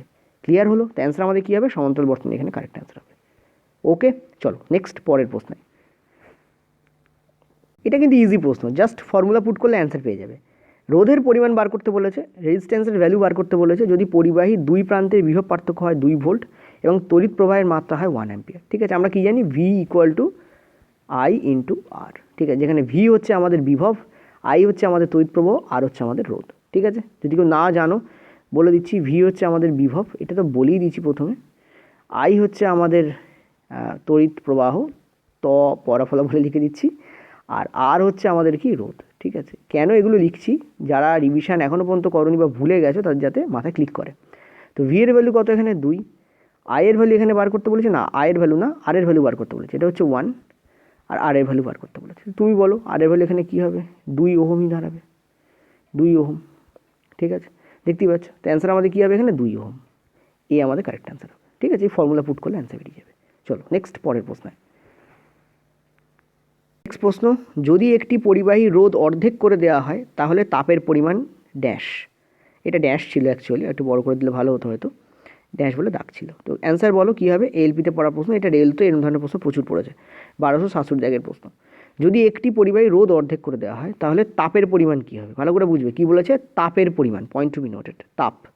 দেখো আমরা জানি যে হিট সম্পূর্ণ ইকুইভ্যালেন্ট হয় আর এর সাথে, মানে হিট এবং আর ডাইরেক্টলি প্রপোর্শনাল হয়। ঠিক আছে, মানে রোধ যদি কমে যায় তো হিটও কী হবে, কমে যাবে। রোধ যদি অর্ধেক হয়ে যায় হিটও আমার কী হয়ে যাবে, অর্ধেক হয়ে যাবে। ঠিক আছে, তাহলে অ্যান্সার আমাদের কী হবে, হাফ হয়ে যাবে। ক্লিয়ার? চলো নেক্সট পরের প্রশ্নে। এই যে রিলেশান বলছি এটা জুলের সূত্র অনুযায়ী আনা যায়, এই রিলেশানটা মাথায় রাখবে। চলো নেক্সট পরের প্রশ্নে। আচ্ছা, একটা কথা জরুরি বলে দিই, আমার সলিউশন দেখে কিন্তু ভেবো না এগুলো সব সোজা প্রশ্ন। ঠিক আছে, তোমাদের কনসেপ্ট যদি ক্লিয়ার না থাকে তোমাদের কিন্তু করতে অনেক টাইম লেগে যেতে পারে। বলছে বিভব পার্থক্য যখন 60 ভোল্ট তখন বলছে তড়িৎ প্রবাহ হয় 4 অ্যাম্পিয়ার। তো যখন বিভব পার্থক্য 150 ভোল্ট তখন তড়িৎ প্রবাহ কী হবে। প্লেন ঐকিক নিয়ম করে দাও, অ্যান্সার বেরিয়ে যাবে। এক তো তুমি রোধ বার করতে পারো, করে রিপ্রেজেন্ট করিয়ে সেটাকে করতে পারো। আমি বলি প্লেন ঐকিক নিয়ম করে দাও, 60 ভোল্টের জন্য 4 অ্যাম্পিয়ার হয়, তো 1 ভোল্টের জন্য কত হবে, 4/60 অ্যাম্পিয়ার। 150 ভোল্টের জন্য কী হবে, জাস্ট এইটা করে দাও, অ্যান্সার বেরিয়ে যাবে। ঠিক আছে, এটা আমি দেখতে পাচ্ছি কাটাকুটি হচ্ছে, 15 দিয়ে এটাকে কাটলে হচ্ছে 10, তো অ্যান্সার আমাদের কী হবে, 10 ampere will be the correct answer. ঠিক আছে, 10 ampere will be the correct answer. Okay, চলো নেক্সট একটা, আচ্ছা একটা গল্প বলি। আমাদের ঘরে না একটা বড় টিকটিকি আছে, মানে তাকে দেখলে, চলো পরে বলবো কখনো টিকটিকির গল্প। চলো নেক্সট পরের প্রশ্ন। আসলে মুশকিল হচ্ছে আমার তো কেউ নেই, ওই জন্য তোমাদের সঙ্গে গল্প করতে ইচ্ছা করে, কিন্তু কী আর করবো, সামনে পরীক্ষা। চলো 1241 দাগ, 5 ওহমের একটি পরিবাহী তারে যদি তড়িৎ প্রবাহ বৃদ্ধি পায় তাহলে ভোল্টেজ কত দাঁড়াবে। ঠিক আছে, তো একটা জিনিস ভালো করে ভাবো, এখানে বলেছে শূন্য হয়ে যাবে, বৃদ্ধি পাবে, কমে যাবে, একই হবে। টিকটিকির গল্প পরে বলবো, চিন্তা করতে হবে না, বা হয়তো চলো আজকে যদি মুড পাই তো বলে দেবো। 5 ওহমের একটি পরিবাহী তারে যদি তড়িৎ প্রবাহ বৃদ্ধি পায়, ঠিক আছে। দেখো আমরা কি জানি যে volt equal to I into R, ঠিক আছে। এবার আমরা এটাও জানি যে ভোল্টের সঙ্গে আর এর রিলেশান হয় সমানুপাতিক, যেখানে আর এর সঙ্গে আয়ের যে রিলেশান হয় সেটা কিন্তু ব্যস্তানুপাতিক হয়, ঠিক আছে। যদি আমি আর এর সঙ্গে আয়ের রিলেশান করি তাহলে সেটা কী হয় আমরা জানি ব্যস্তানুপাতিক সম্পর্কে হয়, ঠিক আছে। সরি এখানে প্রপোর্শনালিটি চিহ্ন দেওয়া উচিত, কারণ সমানুপাতিকের কথা বলছি। এই 1/I হয়ে যাবে। অর্থাৎ ভোল্টের সঙ্গে রোধের যে রিলেশান হয়, যত বিভব বাড়বে তত রোধও বাড়ে, কিন্তু যত রোধ বাড়ে তত তড়িৎ প্রবাহ কমে যায়। এখানে কি বলেছে, 5 ওহমের একটি পরিবাহী তারে যদি তড়িৎ প্রবাহ বৃদ্ধি করা হয় তাহলে ভোল্টেজের কি অসুবিধা হবে, ভোল্টেজ কি একই থাকবে নাকি চেঞ্জ হবে নাকি কি হবে। চলো এটা একটা অঙ্ক করে দেখানো যাক তোমাদেরকে, ঠিক আছে। এটা তো রিলেশান বললাম, তো আমরা যে ফর্মুলাটা লিখলাম সেটাই আমি তোমাদের বলি। ভি ইকুয়াল টু কী হয় আমাদের, আই ইন্টু আর হয়, ঠিক আছে। তুমি দেখতে পাচ্ছ ভোল্ট হচ্ছে আই এবং আর এর গুণফল, ডেফিনেটলি, তাই না। তার মানে আই যত বাড়বে ভোল্ট তত বাড়বে যদি আর স্ট্যান্ড বাই থাকে। ধরো সাপোজ প্রথমে আমি আইকে 1 নিচ্ছি, আর এখানে 5 বলা আছে ওহম, তাই না, 5 ওহম বলা আছে, তাহলে ভোল্ট আমাদের কী হয়ে যাচ্ছে 5। এবার তুমি দেখো আমি যদি একটাকে 2 করে দিই আর রোধকে যদি আমি 5ই রাখি, ভোল্ট দেখো 10 হয়ে যাচ্ছে। তার মানে আমি আইকে এখানে যত বাড়াবো ভোল্ট কিন্তু আমার তত বাড়বে। তার মানে এটা অ্যান্সার কী হবে, আমার বৃদ্ধি পায়, will be the correct answer. এর থেকে ভালো করে আর বোঝানো যায় না, ঠিক আছে। আশা করি বুঝতে পারলে। আর তো 5 বলা রয়েছে, আর আইকে যদি আমি 1 অ্যাম্পিয়ার ধরে নিই তাহলে 5 একে 5 ভোল্ট হয়ে যাচ্ছে আমার এখানে অ্যান্সার। কিন্তু তুমি যদি 1-এর জায়গায় 2 করে দাও, আর 5কে তো 5ই রাখতে হবে, অঙ্কে বলা হয়েছে, তাহলে 5 দুগুণে 10 হয়ে যাচ্ছে। দুটো জিনিসের গুণফল, তো একটাকে স্ট্যান্ড বাই রেখে যদি তুমি আরেকটাকে বাড়াও তাহলে ডেফিনেটলি ওভারঅল ভ্যালু তো বাড়বেই। তাহলে ভোল্টের ভ্যালু কী হবে, যদি তড়িৎ প্রবাহ বাড়ে ভোল্ট আমার বেড়ে যাওয়া উচিত বা বৃদ্ধি পাওয়া উচিত। তো বি এখানে কারেক্ট অ্যান্সার, ঠিক আছে। চলো নেক্সট পরের প্রশ্ন। চলো পরের প্রশ্ন, ওই টাইপের প্রশ্ন আবার একটা রেখেছি। একটি বৈদ্যুতিক হিটারের মধ্যে দিয়ে যখন 60 ভোল্টের বিভব পার্থক্যে 4 অ্যাম্পিয়ার তড়িৎ প্রবাহিত হয় তখন 165 ভোল্টের বিভব পার্থক্যে কত তড়িৎ প্রবাহিত হবে, ঠিক আছে। সেম ঐকিক নিয়ম, 60 ভোল্ট মানে হচ্ছে 4 অ্যাম্পিয়ার। দেখো এটা দেখিয়ে দিলাম বলে সুবিধা লাগছে, কিন্তু যদি দেখাতাম না তখন তাহলে কী হতো, অন্যরকম পদ্ধতি অ্যাপ্লাই করতে হতো, সেটা বলে দেবো। 1/15 অ্যাম্পিয়ার, ঠিক আছে। আর যদি আমরা 165 ভোল্ট করি তো বেসিক্যালি কী করবো, এর সঙ্গে 165 আমরা ইন্টু করে দেবো। দেখতেই পাচ্ছি এটা 11-র মাল্টিপল, তো 11 অ্যাম্পিয়ার আমাদের অ্যান্সার হবে, ঠিক আছে। দেখো বেরিয়ে গেল 11 অ্যাম্পিয়ার, ক্লিয়ার হলো, 11 অ্যাম্পিয়ার আমাদের অ্যান্সার হবে। এবার যদি এটা না করে আমাদের যদি ভোল্ট বার করে রোধ বার করে যদি করতে হতো তাহলে কী করতাম, এটাই আমাদের সেরা পদ্ধতি। চলো অনেকে জিজ্ঞাসা করে স্যার রোধ বার করে করুন। দেখো আমরা জানি যে V equal to I into R, আর আমাদের কনস্ট্যান্ট থাকে, তাহলে ভি এর ভ্যালু কী হয়, আমাদের ভি এর ভ্যালু দেওয়া আছে 60, আয়ের ভ্যালু আমাদের দেওয়া আছে 4, তাহলে আর আমাদের কী হবে, এখান থেকে আমরা দেখতে পাচ্ছি আর আমাদের আসবে 15, ঠিক আছে। 15 ওহম আর নিয়ে আমরা কাজ করছি। এবার এই ফর্মুলাটাকে আরেকবার কাজ লাগাবো, আই ইন্টু আর। এবার ভি এর ভ্যালু দেওয়া আছে 165, আই আমাদের কি বলেছে সেটাই তো বার করতে বলেছে, আর আমাদের কি বলেছে 15, কাটাকুটি করলে আমরা দেখতে পাচ্ছি 11 আসছে, ঠিক আছে। তো আয়ের ভ্যালু এখানে কি দাঁড়াচ্ছে, 11 অ্যাম্পিয়ার আমাদের দাঁড়াচ্ছে। তো তুমি যে কোনো একটা পদ্ধতিতে করতে পারো, আমি বলবো পদ্ধতি নম্বর প্রথম পদ্ধতি আমাদের সোজা, দ্বিতীয় পদ্ধতি আমাদের একটু টাফ, ঠিক আছে। দুটো ধাপে অ্যান্সার আছে দ্বিতীয় পদ্ধতিতে, তো আমি বলবো তোমাদের ফার্স্ট পদ্ধতিটাই তোমরা করো। ওকে চলো নেক্সট পরের প্রশ্ন। নেক্সট প্রশ্ন আমাদের, পরিবাহী রোধের কারণে উত্তাপের পরিমাণ বৃদ্ধি নিচের কোন সূত্র দ্বারা ব্যাখ্যা করা যায়। দেখো একটা ফর্মুলা আছে যেটা আমাদের বলে যে হিট ইকুয়াল টু হয় রোধ into time into is square, ঠিক আছে। রোধ into time into RS square, এবং এইটাকে বলা হয় জুলস ল। কী বলা হয়, জুলস ল, ঠিক আছে। তো অ্যান্সার আমাদের কী হবে, জুলের সূত্র। তুমি একটু আগেই দেখলে আমি লিখেছিলাম হিট কিন্তু ডাইরেক্টলি প্রপোর্শনাল হয় আর এর। এছাড়াও হিট কিন্তু ডাইরেক্টলি প্রপোর্শনাল হয় যে তড়িৎ প্রবাহিত হচ্ছে তার স্কোয়ারের, আই মানে কিন্তু তড়িৎ প্রবাহ। হিট কী হবে, আই এর স্কোয়ারের প্রপোর্শনাল হবে। হিট কী হবে, আর এর প্রপোর্শনাল হবে, আর স্কোয়ার না কিন্তু আর কী হবে, হিট কিন্তু টি এরও প্রপোর্শনাল হয়, টি মানে টাইম। তো এই তিনটেকে যদি কম্বাইন করি আমরা এই ফর্মুলাটা পাই, দিস ইজ দ্য ফর্মুলা। এটাকে কী বলা হয়, জুলস ল বলা হয়, জুলস ল অফ হিটিং বলা হয়, ঠিক আছে, দেখো হিট তো এক প্রকারের কার্য, আমরা জানি হিট হচ্ছে শক্তি, শক্তি মানেই কার্য, কারণ শক্তির একক আর কার্যের একক জুলই হয়, এবং এনার নাম অনুসারেই হয়। একদম ভীষণ বড় একজন বলতে পারো সায়েন্টিস্ট, তার নাম অনুসারে হয়।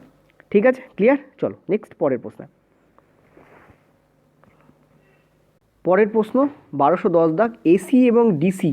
তোমাদের মনে আছে হয়তো যখন আমি ম্যাগনেটিক ইন্ডাকশান পড়িয়েছিলাম তোমাদের, ইলেকট্রোম্যাগনেট, ঠিক আছে, তড়িৎ চুম্বকে যখন আমি ম্যাগনেটিক ইন্ডাকশান পড়িয়েছিলাম 3 থেকে 4টে ভিডিও আছে, ঠিক আছে, ফ্লেমিংয়ের যে নিয়ম, ফ্যারাডের যে নিয়ম, সেগুলো সব আমি তোমাদের করিয়েছি এবং চ্যাপ্টার ধরে করিয়েছি, কারণ এনসিইআরটির পার্ট তাই। ঠিক আছে, সেখানে কিন্তু আমি তোমাদের বলেছিলাম এসি আর ডিসি কি। এসি হচ্ছে alternating current, C for current, DC হচ্ছে ডাইরেক্ট কারেন্ট। তো অ্যান্সার আমাদের কোনটা হবে, যে এটা হচ্ছে বিদ্যুতের আবেশের ফ্লো, কারণ বিদ্যুতের আবেশ মানে কুলম্ব। ঠিক আছে, তো কুলম্বের যে ফ্লো, কুলম্ব মানে ইলেকট্রিক চার্জ, তো ইলেকট্রিক চার্জের যে ফ্লো, তাকেই তো আমরা কী বলি, তাকেই তো আমরা ইলেকট্রিক কারেন্ট বলি, তাকেই তো আমরা কারেন্ট বলি, তাই না? তাকেই আমরা কী বলি, তাকেই তো আমরা কারেন্ট বলি, তাই না? তাহলে অ্যান্সার আমাদের কী হবে এখানে, বিদ্যুৎ আবেশের যে প্রবাহ সেটাকেই কিন্তু নিয়ন্ত্রণ করে এসি এবং ডিসি। এসি কেন বলা হয়, এসি মানে হচ্ছে অল্টারনেটিং কারেন্ট, কী হয়, অল্টারনেটিং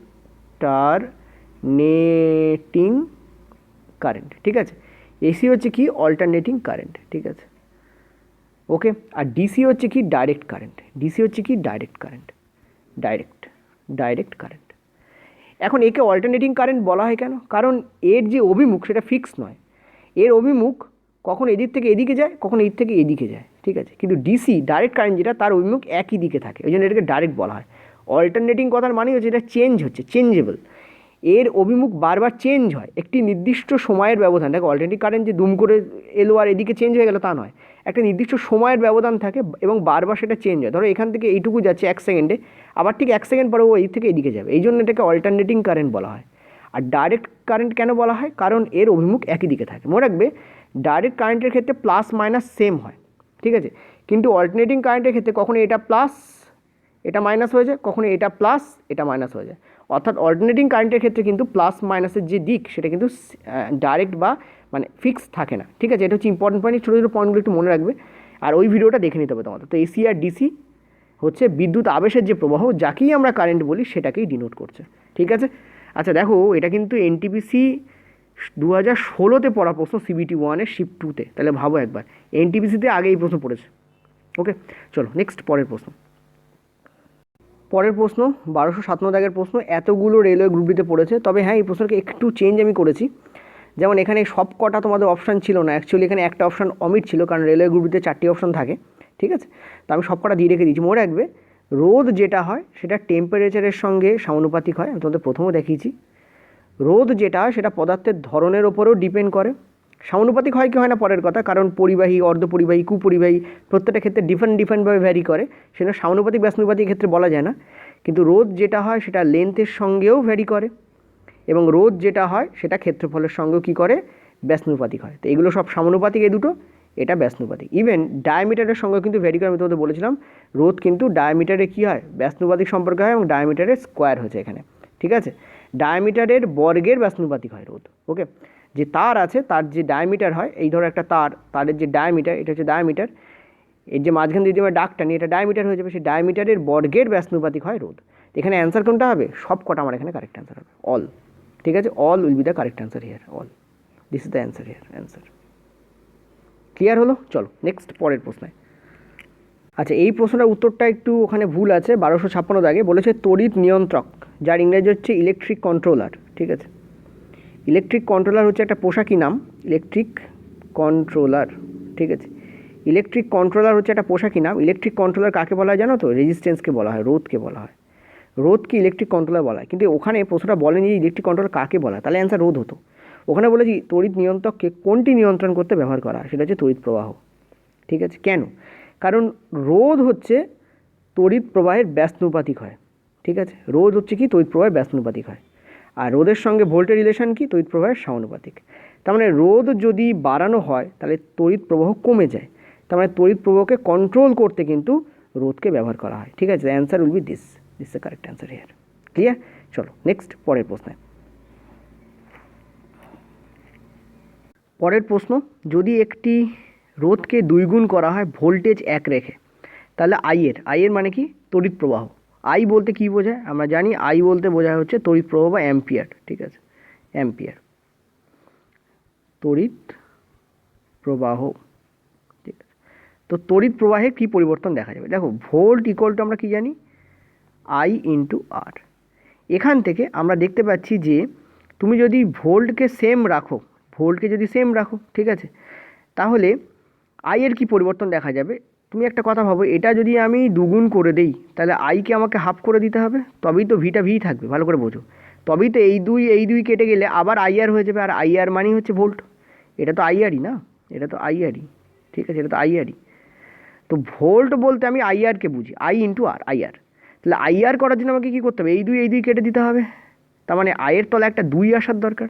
তার মানে আগে আই ছিল 1 ইউনিট, এখন আই হয়ে যাচ্ছে 1। দেখো I/2 মানে কি? হাফ, ঠিক আছে, তার মানে হাফ কমে যাচ্ছে। তাহলে এখানে অ্যান্সার তোমাদের কী হবে? অর্ধেক কমে যাবে, নট বেড়ে যাবে, অর্ধেক কমে যাবে। মনে রাখবে, যেহেতু এবার এর যে শর্টকাটটা সেটা বলে দিই, শর্টকাট কী হচ্ছে? শর্টকাট হচ্ছে, মনে রাখবে, রোধের সঙ্গে যে রিলেশন হয় তড়িৎ প্রবাহের, সেটা ব্যস্তানুপাতিক। রোধ যত বাড়বে তড়িৎ প্রবাহ তত কমে যাবে।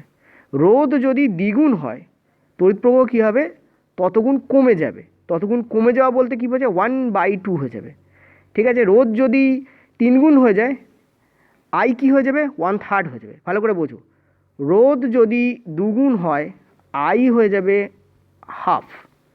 রোধ যদি 3 গুণ হয়ে যায়, আই হয়ে যাবে 1/3, ঠিক আছে। এইভাবে এই ফর্মুলাগুলো কাজ করে। ক্লিয়ার হয়েছে?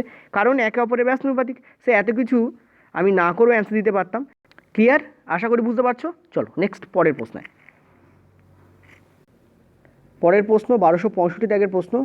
20 ওহমের দুটি রোধকে সমান্তরাল বর্তনীতে যুক্ত করা আছে। ধরো সাপোজ এখানে একটা রোধ আছে, যেটার হচ্ছে 20 ওহমের একটা রোধ, ঠিক আছে, এবং এটার সাথে আর একটা রোধ আছে, যেটা হচ্ছে 20 ওহমের আর একটা রোধ। দুটো 20 ওহমের রোধ বলেছে, এবং এই যে প্যারালাল তোমাদের সার্কিটিং, তার সঙ্গে একটা কি হয়েছে? 10 ওহমের রোধকে কি করে দেওয়া হয়েছে? যোগ করে দেওয়া হয়েছে। এই দুটো হচ্ছে 20, এটা হচ্ছে 20, এটা হচ্ছে তোমাদের 10। তোমাদের বলেছে যে তুল্য রোধ, টোটাল রোধ, মানে শেষে যে রোধ হবে সেইটা আমাদের কী বার করতে বলেছে। দেখো প্যারালাল সার্কিটিং হলে একটু আগে তোমাদের কি বলেছি? 1 করে দিতে হবে। তো 1/20 প্লাস 1/20, কারণ প্যারালাল সার্কিটিং এটা আর এটা আছে। তো দুটোকে যোগ করলে আমি কী হচ্ছে? 20 পাচ্ছি, ওপরে আমি পাচ্ছি তোমাদের 2। তো কাটাকুটি করলে আমার এখানে কী আসছে? 1/10। সেটাকে আমি কী করবো? জাস্ট উল্টে দেবো, মানে এখান থেকে আমি কী পাচ্ছি? 10 পাচ্ছি, ঠিক আছে। আর এই 10 আর এই 10 কী হবে? লাস্টে যোগ হয়ে যাবে, ঠিক আছে। কারণ এটা আছে আমাদের শ্রেণী বর্তনীতে, তাহলে 10 আর 10 যদি আমি যোগ করি, আমি কী পাচ্ছি? 20 পাচ্ছি, ঠিক আছে। তো অ্যান্সার আমাদের কী হবে? তুল্য রোধ বা টোটাল রোধ আমাদের কী হবে? 20 ওহম আমাদের অ্যান্সার হবে। ক্লিয়ার? চলো নেক্সট পরের প্রশ্নে। আচ্ছা 1279 দাগ। দেখো এই প্রশ্নটাকে আমি একটু ঘুরিয়ে দিয়েছি, ঠিক আছে, ওই জন্য এখানে হ্যাশট্যাগ দেওয়া আছে। তোমরা যদি প্রশ্নটা দেখো, ওখানে প্রশ্নটা ছিল 40 ওহম এবং 8 ওহমের দুটি রোধকে যুক্ত করলে টোটাল রোধ কী হবে? এইটা তোমাদের উত্তর ছিল, এবং শ্রেণী বর্তনীতে যুক্ত করা হচ্ছে, এটা তোমাদের প্রশ্ন ছিল। তাহলে কী হতো যদি ওইটাই আমাদের পড়তো, যে রেলওয়েতে পড়েছে 40 প্লাস 8 করে দিলে আমাদের যেটা হচ্ছে সেটা আমাদের অ্যান্সার হতো, অর্থাৎ 48 আমাদের অ্যান্সার হতো। কেন হতো? কারণ দেখতে পাচ্ছি শ্রেণী বর্তনী, তো R1 যেটা প্রথম রোধ এবং R2 যেটা দ্বিতীয় রোধ, সেই দুটোকে আমাকে যোগ করে দিতে হবে, তাহলে আমি টোটাল রোধ পেয়ে যাব। আর সাবস্ট্রাক্টে টি আছে, মানে টোটাল রোধের কথা বলছি, ঠিক আছে। সেটা আমাদের কত হতো? 48, আমাদের অ্যান্সার হতো। তো এটা একটা একদম অদ্ভুত প্রশ্ন এবং ফালতু প্রশ্ন, সেটা আমি তোমাদের একটু টাফ করে দিয়েছি, ঠিক আছে। শ্রেণী বর্তনীর কথা বললেই যতগুলো রোধ থাকবে যোগ করে দেবে, অ্যান্সার বেরিয়ে যাবে। এইটা ছিল ওখানকার প্রশ্ন। এবার আমি করেছি কি, এর সঙ্গে একটা 12 ভোল্টের ব্যাটারি যোগ করে দিয়েছি। টোটাল সার্কিট এই আছে, এর সঙ্গে আমি কী করেছি? 12 ভোল্টের ব্যাটারি যোগ করে দিয়েছি। তোমাকে বার করতে বলেছে যে প্রবাহের পরিমাণ কত, তড়িৎ প্রবাহের পরিমাণ কত। আমরা ওই যে V = I × R formula apply করলেই পেয়ে যাবো। V আমাদের কত বলেছে? 12। I আমাদের বার করতে বলেছে, আর আমাদের কত বলেছে? 48। This is the answer. এখান থেকে এটা আমরা কেটে বার করে দেবো, এটা হয়ে যাবে আমাদের 4। তাহলে 1/4 = I হয়ে যাবে। তাহলে I এর যে ভ্যালু দাঁড়াবে সেটা আমাদের কী দাঁড়াবে? 0.25 ampere. This is the correct answer here. অতএব সি কিন্তু আমাদের কারেক্ট অ্যান্সার হবে। ক্লিয়ার হলো? চলো নেক্সট পরের প্রশ্ন। এই ধরনের প্রশ্ন আমরা আরেকটা দেখে নেব। পরের প্রশ্ন 1280 দাগ। এটাকেও একটু অল্টার করা হয়েছে। ওখানে প্রশ্নটা ছিল 3টে 25 ওহমের রোধকে সমান্তরাল বর্তনীতে যোগ করলে তুল্য রোধ কী হবে? কী করতাম আমরা? কিছুই নয়, 1/25 প্লাস 1/25 প্লাস 1/25 আমরা করে দিতাম, ঠিক আছে। সেখান থেকে আমার অ্যান্সার পেয়ে যেতাম 3/25 উল্টে দিলে আমাদের হয়ে যেত 25/3। এটাকে আমরা একটু ভাগটাগ করলে অ্যান্সার পেয়ে যেতাম। ঠিক আছে, এটা আমাদের এইটুকুই আমাদের অঙ্কটা ছিল, ওখানে ছিল। আমি কি করেছি, আমি এটা তো আমাদের রোধ বেরোলো, তুল্য রোধ, টোটাল রোধ বেরোলো, এটা আমাদের বেরিয়ে গেছে। আমি কি করেছি, এখানে একটা 10 ভোল্টের ব্যাটারি যোগ করে দিই। তো সেম কাজই আমরা করব, V equal to I into R. ঠিক আছে, তো ভি এর ভ্যালু আমাদের কি 10, আই আমাদের বার করতে বলেছে, আর আমাদের রয়েছে 25/3। ঠিক আছে, তো আমরা এখানে কি দেখতে পাচ্ছি, 30/25 হয়ে যাচ্ছে, ইকুয়াল টু আমাদের আই হয়ে যাচ্ছে। এখান থেকে আই আমরা কি পাচ্ছি, 6/5 পাচ্ছি।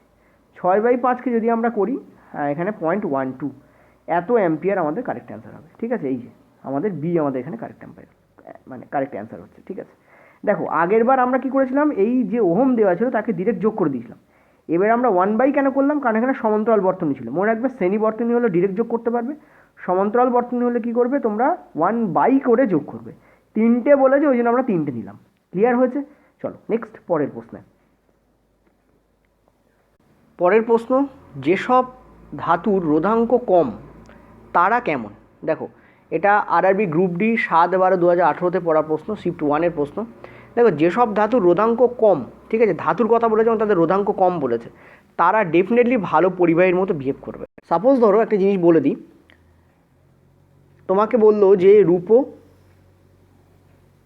তামা আর অ্যালুমিনিয়াম, এই তিনটের মধ্যে কোনটার রোধাঙ্ক সব থেকে কম? মনে রাখবে, তামার রোধাঙ্ক সব থেকে কম, ওই জন্য তামা হচ্ছে সব থেকে ভালো পরিবাহী এই তিনটের মধ্যে। রূপার রোধাঙ্ক সব থেকে, একটা জিনিস একটু বলি, ধরো সাপোজ তোমাদের বলা হলো রূপা, তামা অ্যান্ড অ্যালুমিনিয়াম। ঠিক আছে, অ্যালুমিনিয়াম, তোমাদের যদি বলে এর তিনটের মধ্যে কার রোধাঙ্ক সব থেকে বেশি, উত্তর হবে তোমাদের অ্যালুমিনিয়াম। অ্যালুমিনিয়ামের রোধাঙ্ক এই তিনটেতে সব থেকে বেশি, আর রূপোর রোধাঙ্ক সব থেকে কম, তামা হচ্ছে মাঝখানে থাকে। ওই জন্য রূপো হচ্ছে এই তিনটের মধ্যে সব থেকে ভালো কন্ডাক্টিভিটি কার আছে, রূপোর আছে। ইলেকট্রিক কন্ডাক্টিভ কে সব থেকে বেশি, রূপা। রূপা হচ্ছে সব থেকে বেশি তড়িৎ পরিবহন ক্ষমতা কার বেশি, সব থেকে বেশি রূপা, তারপর তামা, তারপর অ্যালুমিনিয়াম। তাহলে তারগুলোকে অ্যালুমিনিয়ামের কেন করা হয়, দেখো রূপো আর তামার যে কস্ট, প্রাইস, সেটা অনেক বেশি, রূপোর তো মারাত্মক বেশি এই তিনটের মধ্যে, সেই জন্য অ্যালুমিনিয়ামকে রাখা হয়। অ্যালুমিনিয়ামকে রাখলে কাজ চলে যায়। ঠিক আছে, এবার যদি তোমাকে বলে রাবার এবং কাঁচ, ভালো করে বুঝবে, রাবার এবং কাঁচ কার রোধাঙ্ক সব থেকে বেশি? মনে রাখবে, রাবারের রোধাঙ্ক কিন্তু কাঁচের থেকে বেশি হয়। ঠিক আছে, আবার যদি বলে, এগুলো মনে রাখবে, যদি বলে ইবোনাইট আর তোমাদের রাবার, তাহলে কার হবে? ইবোনাইটের রোধাঙ্ক কিন্তু রাবারের থেকেও বেশি হয়। ঠিক আছে, তো এই সমস্ত ছোটো ছোটো ভ্যালুগুলো মনে রাখবে। তার মানে ইবোনাইট, রাবার আর কাঁচের মধ্যে কার রোধাঙ্ক সব থেকে বেশি? ইবোনাইটের সব থেকে বেশি, তারপর হবে রাবার, তারপর হবে কাঁচ। ঠিক আছে, কারণ এরা হচ্ছে কুপরিবাহী বেসিক্যালি। রূপো, তামা, অ্যালুমিনিয়াম যেমন সুপরিবাহী, ভালো পরিবহন ক্ষমতা, যত রোধাঙ্ক বেশি হবে তত কী হবে, পরিবহন ক্ষমতা কমে যাবে। ব্যস্তানুপাতিক সম্পর্ক, পরিবহন ক্ষমতা, তড়িৎ পরিবহন ক্ষমতা আর রোধাঙ্কের মধ্যে সম্পর্ক কি? ব্যস্তানুপাতিক। তো ইবোনাইট, রাবার, কাঁচ এরা তড়িৎ পরিবহন করেই না, ফলে এদেরকে আমরা কী বলি? কুপরিবাহী বলি। ক্লিয়ার হলো? চলো নেক্সট, পরের প্রশ্ন। পরের প্রশ্নটা কিন্তু ভীষণ ইম্পর্টেন্ট প্রশ্ন, খুব ইম্পর্টেন্ট প্রশ্ন। রোধাঙ্ক নিচের কোন বিষয়ের ওপর নির্ভর করে? ঠিক আছে, পয়েন্ট টু বি নোটেড, এখানে রোধ বলেনি, রোধাঙ্ক বলেছে। এটা হচ্ছে ইম্পর্টেন্ট পয়েন্ট, তোমাকে বুঝতে হবে। দেখো, রোধ কিন্তু ক্ষেত্রফল, দৈর্ঘ্য, পদার্থের ধরন, টেম্পারেচার ইত্যাদি বিষয়ের উপর নির্ভর করে, কিন্তু রোধাঙ্ক কেবলমাত্র দুটো বিষয়ের উপর নির্ভর করে। এক হচ্ছে তাপমাত্রা, আমি লিখেও দিচ্ছি, এক হচ্ছে কি, তাপমাত্রা। আর 2 নম্বর পয়েন্ট হচ্ছে তোমাদের, যেটা এখানে বলাও আছে, সেটা হচ্ছে কি, পদার্থের ধরন। তো এই দুটো বিষয়ের ওপর কিন্তু রোধাঙ্ক নির্ভর করে। এক হচ্ছে তাপমাত্রা, 2 হচ্ছে পদার্থের ধরন, অ্যাকর্ডিং টু এনসিইআরটি। ঠিক আছে, এবং এটা ঠিকও বটে। ওকে, চলো নেক্সট আমরা পরের প্রশ্নে যাব। আচ্ছা, 1259 দাগের প্রশ্ন, রেলওয়ে গ্রুপ ডিতে পড়েছে তোমার 4/10/2018-তে শিফট 1-এ। ভেরি ইম্পর্টেন্ট প্রশ্ন, ভেরি ইম্পর্টেন্ট প্রশ্ন। ইনফ্যাক্ট তোমাদের বলেছে যে রোধাঙ্ক নিচের কোন বিষয়ের উপর নির্ভর করে। দেখো, রোধ যদি বলা হতো তাহলে ক্ষেত্রফল, দৈর্ঘ্য, পথের ধরন, এমনকি টেম্পারেচারের উপরেও নির্ভর করতো, কিন্তু এখানে রোধাঙ্ক বলেছে। রোধাঙ্ক এক্স্যাক্টলি দুটো বিষয়ের উপর নির্ভর করে, এক হচ্ছে তাপমাত্রা, এক হচ্ছে কি, তাপমাত্রা, 2 হচ্ছে তোমাদের পদার্থের ধরন। ঠিক আছে, পদার্থের ধরন, নেচার অফ দ্য সাবস্ট্যান্স, পদার্থের ধরন। ঠিক আছে, তো অ্যান্সার আমাদের হবে কি, এই দুটোই আমাদের কারেক্ট অ্যান্সার হবে। এবার দুটোর মধ্যে একটাই আছে এখানে পদার্থের ধরন, তো this is the correct answer. যদি এখানে তোমাদের রোধ হতো তাহলে কিন্তু উপরে সব কটা অ্যান্সার হতো। এইটা হচ্ছে ইম্পর্টেন্ট পয়েন্ট, এটা মনে রাখবে অ্যাকর্ডিং টু এনসিইআরটি, এবং এটা ঠিকও বটে। তাপমাত্রা এবং পদার্থের ধরনের উপর কিন্তু রোধাঙ্ক নির্ভর করে। রোধাঙ্কের যে একক হয় আমি তোমাদের বলেছি প্রথমেই, ওহম মিটার তোমাদের কিন্তু একক হয়, ঠিক আছে, এটা মনে রাখবে। ক্লিয়ার হলো? চলো নেক্সট পরের প্রশ্নে। এটা এলপিতে পড়া প্রশ্ন। সুপার কন্ডাক্টর হওয়ার জন্য নিচের কোনটি প্রয়োজন? সুপার কন্ডাক্টর, সুপার কন্ডাক্টর হচ্ছে সেই সমস্ত পরিবাহী যারা দারুণ খুবই ভালোভাবে তড়িৎ পরিবহন করতে পারে, ভালো মানে কি সুপারভাবে তড়িৎ পরিবহন করতে পারে। সেক্ষেত্রে মনে রাখতে হবে, দেখো রোধাঙ্ক যত কমবে, ঠিক আছে, এটা তোমরা জানো, রোধাঙ্ক যত কমবে, যত কম হবে রোধাঙ্ক, তড়িৎ পরিবহন ক্ষমতা তত বাড়বে, ঠিক আছে। তড়িৎ প্রবাহ বা তড়িৎ পরিবহন ক্ষমতা বলতে পারো, সেটা কী হবে? তত বাড়বে। রোধাঙ্ক যত কমবে তড়িৎ প্রবাহ তত বাড়বে। তো সুপার কন্ডাক্টর বলেছে মানে ভালো তড়িৎ পরিবাহী বলেছে, শুধু ভালোই নয় সুপার তড়িৎ পরিবাহী বলেছে, ডেফিনেটলি কী হবে? রোধাঙ্ক শূন্য হবে। এটা হচ্ছে ইম্পর্টেন্ট পয়েন্ট, তোমাকে মনে রাখতে হবে। আর সুপার কন্ডাক্টর পাওয়া যায় কখন? যখন টেম্পারেচার হাইলি লো হয়, নট হাই, টেম্পারেচার যখন লো হয়, যত টেম্পারেচার কমবে তোমরা জানো যে তত রোধ কমে, রোধাঙ্কও কমে। টেম্পারেচার যত কম রোধাঙ্ক তত কম। সো টেম্পারেচার কমতে কমতে যদি ক্রিটিক্যাল টেম্পারেচারের নিচে নেমে যায়, তখনই অত্যাধিক ঠান্ডায় সেই ধাতুটা সুপার কন্ডাক্টরে পরিণত হয়। সুপার কন্ডাক্টরের রোধাঙ্ক কী হয়? শূন্য হয়। এটা মনে রাখবে, দারুণ ইম্পর্টেন্ট প্রশ্ন, ঠিক আছে। এখানে টেম্পারেচার কম যত হবে তত রোধাঙ্কও কিন্তু কম হবে, ঠিক আছে, এটা বলে দিই। টেম্পারেচার টিএমপি, টেম্পারেচার যত কম হবে রোধাঙ্ক কিন্তু তত কম হবে, ঠিক আছে। চলো নেক্সট আমরা পরের প্রশ্নে যাব। পরের প্রশ্ন, নিচের কোনটি রোধাঙ্ক সব থেকে কম বলেছে? দেখো নাইক্রোমের রোধাঙ্ক সব থেকে কম হয়, ঠিক আছে, মনে রাখবে। এখানে ইবোনাইট, একটু আগেই তোমাদের বলছিলাম, দেখো সেই প্রশ্ন চলেই এলো। ইবোনাইটের রোধাঙ্ক এখানে সব থেকে বেশি, ঠিক আছে, ইবোনাইটের রোধাঙ্ক সব থেকে বেশি। তারপর আমাদের হচ্ছে হীরার রোধাঙ্ক, তারপর হচ্ছে আমাদের কাঁচ, ঠিক আছে, তারপর হচ্ছে আমাদের নাইক্রোম, ঠিক আছে, ওকে। তাহলে সব থেকে বেশি কার? ইবোনাইট, হীরের তারপরে কাঁচ, তারপরে নাইক্রোম। নাইক্রোমের রোধাঙ্ক সব থেকে কম আর ইবোনাইটের রোধাঙ্ক সব থেকে বেশি। তাহলে তুমি বলো তো এখানে ভালো পরিবহন ক্ষমতা কার হবে? ইবোনাইটের নাকি নাইক্রোমের? নাইক্রোমের কিন্তু ভালো পরিবহন ক্ষমতা হবে এই চারটের মধ্যে। ইবোনাইটের তো হবেই না, কেন ইবোনাইট একটা কুপরিবাহী, ঠিক আছে। তাহলে অ্যান্সার আমাদের কী হবে? Nichrome will be the correct answer. Clear? Okay. আচ্ছা 1202 দাগের প্রশ্ন, সমান পরিমাণ বিভবযুক্ত একটি তড়িৎ আবেশকে, দুটি তড়িৎ আবেশকে বা তড়িৎ আবেশিত কণাকে যদি একটি তারের মাধ্যমে সংযুক্ত করা হয়, ঠিক আছে। দেখো এখানে একটা কণা আছে, এখানে একটা কণা আছে, ঠিক আছে, এর বিভব যা, ধরো এক্স, এর বিভবও এক্স, দুটোকে যদি একটা তারের মাধ্যমে তুমি কানেকশান করিয়ে দিলে, ঠিক আছে, এখানে প্লাস মাইনাস আছে, এখানে প্লাস, এটা মাইনাস আছে, তুমি যদি এইভাবে কানেকশান করিয়ে দাও, তাহলে কি হবে? ধনাত্মক প্রান্ত থেকে ঋণাত্মক প্রান্তের দিকে তড়িৎ প্রবাহিত হবে, তড়িৎ প্রবাহ ঋণাত্মক থেকে ধনাত্মক প্রান্তের দিকে হবে, ম্যাগনেটিক ইন্ডাকশান হবে, তড়িৎ প্রবাহ সম্ভব হবে না। দেখো তড়িৎ প্রবাহ সম্ভব হবে না, এটাই আমাদের উত্তর হবে। কেন এটা হবে? কারণ দেখো বিভবের পার্থক্যের কারণেই তড়িৎ প্রবাহিত হয়, আর বিভবের পার্থক্য করার জন্যই একটা ব্যাটারি লাগানো হয়, ঠিক আছে। কিন্তু তুমি দেখতে পাচ্ছ এর বিভব যা, এর বিভব তাই। সাপোজ ধর এখানে ব্যাটারিটা নেই, কারণ এখানে ব্যাটারির কথা বলেনি, তো আমার উচিত নয় এখানে ব্যাটারি শব্দটা উল্লেখ করা। ব্যাটারি নেই এখানে, ঠিক আছে, এবং যুক্ত করেই দেওয়া হয়েছে। তো এইটা আর এইটা দুটোর বিভব, এটাও এক্স ভোল্ট, এটাও এক্স ভোল্ট, এটা যদি 10 ভোল্ট হয় এটাও 10 ভোল্ট, তাহলে বিভবের পার্থক্য তো জিরো। যেহেতু বিভবের পার্থক্য জিরো, সেহেতু তড়িৎ প্রবাহ কী হবে না? সম্ভবই হবে না, ঠিক আছে। তো ডি আমাদের এখানে কারেক্ট অ্যান্সার হবে। এটা 28/9/2018 শিফট 1-এ পড়া প্রশ্ন। চলো নেক্সট পরের প্রশ্নে। আচ্ছা 1203 দাগের প্রশ্ন, কয়েকটি রোধককে একটি শ্রেণীর বর্তনীতে যুক্ত করলে প্রত্যেকটি রোধকের মধ্য দিয়ে প্রবাহিত তড়িতের পরিমাণ রোধের মান অনুযায়ী আলাদা হবে, সমান হবে, কমে যাবে, বৃদ্ধি পাবে। এটা তোমাদের 26/9/2018 পড়েছিল শিফট 3-তে। তোমাদের বলছে যে কয়েকটি রোধককে যদি একটি শ্রেণীর বর্তনীর সাথে যুক্ত করা হয়, দেখো ভালো করে একটা জিনিস বুঝবে, কয়েকটা রোধক আছে, তাদেরকে ধরো এটা আছে R1, এটা আছে R2, এটা আছে R3, এদেরকে কি করা হয়েছে? শ্রেণীতে যুক্ত করা হয়েছে, ঠিক আছে। কি করা হয়েছে? শ্রেণী বর্তনীর সাথে এদেরকে কি করা হয়েছে? তোমাদের যুক্ত করা হয়েছে, ঠিক আছে। এই তিনটে আছে, তোমাকে বলতে বলেছে যে এদের মধ্যে দিয়ে যে কারেন্ট যাবে, আই যাবে, সেটা এখানে যা এখানে তাই, এখানে কি তাই হবে নাকি আলাদা আলাদা হবে? মনে রাখবে কারেন্ট এখানে কি হবে? তোমাদের সেম হবে, কিন্তু ভোল্টেজ আলাদা আলাদা হবে। এখানে যদি V1 হয়, এখানে V2 হবে, এখানে V3 হবে। অলওয়েজ এটা মনে রাখবে যে যখন তুমি কথা বলছো শ্রেণী বর্তনীর, এটা ইম্পর্টেন্ট পয়েন্ট, এখানে কিন্তু বলা আছে যে শ্রেণী বর্তনীর কথা বলা আছে। শ্রেণী বর্তনী মানে হচ্ছে সিরিজ সার্কিটিং, ঠিক আছে, সিরিজ সার্কিটিং, ঠিক আছে, সার্কিটিং, জাস্ট এ মিনিট, হ্যাঁ সার্কিটিং। তো যখন তুমি সিরিজ সার্কিটিংয়ের কথা বলছো তখন অলওয়েজ মনে রাখবে যে সিরিজ সার্কিটিংয়ের ক্ষেত্রে কিন্তু রোধ আলাদা আলাদা যুক্ত করলে সেক্ষেত্রে কিন্তু বিভবের পার্থক্য হয়, কিন্তু কারেন্ট প্রত্যেকটাই সমান আসে, ঠিক আছে। আবারও বলে দিচ্ছি, শ্রেণী বর্তনীর ক্ষেত্রে কী হয়, বিভব ভি আলাদা হয়ে যায়, ভোল্ট আলাদা আলাদা হয়, কিন্তু কারেন্ট মানে আই সমান হয়, প্রত্যেকটাই সমান সমান হবে, সমান হয়, ঠিক আছে। এটা মনে রাখবে। প্রত্যেকটা সমান বলতে কি বলছে, এই R1 রেজিস্ট্যান্সের মধ্যে দিয়ে যতটা কারেন্ট যাবে R2তেও ততটা, R3তেও ততটা, কিন্তু R1-এ যে বিভব দাঁড়াবে সেটা আলাদা হবে R2 এর ক্ষেত্রে, এবং R3 এর ক্ষেত্রেও সেটা আলাদা আলাদা দাঁড়াবে। ক্লিয়ার হলো? চলো নেক্সট আমরা পরের প্রশ্নে যাব। আচ্ছা আরেকটা জিনিস বলে দিই পরের প্রশ্নে যাওয়ার আগে, এখানেও যদি সেম জিনিসটা হয়, সেম জিনিস বলতে কি মানে প্যারালাল সার্কিটিং যদি হয় এখানে, ঠিক আছে, তখন আমাদের কী হবে চলো সেটাও একটু বলে দিই।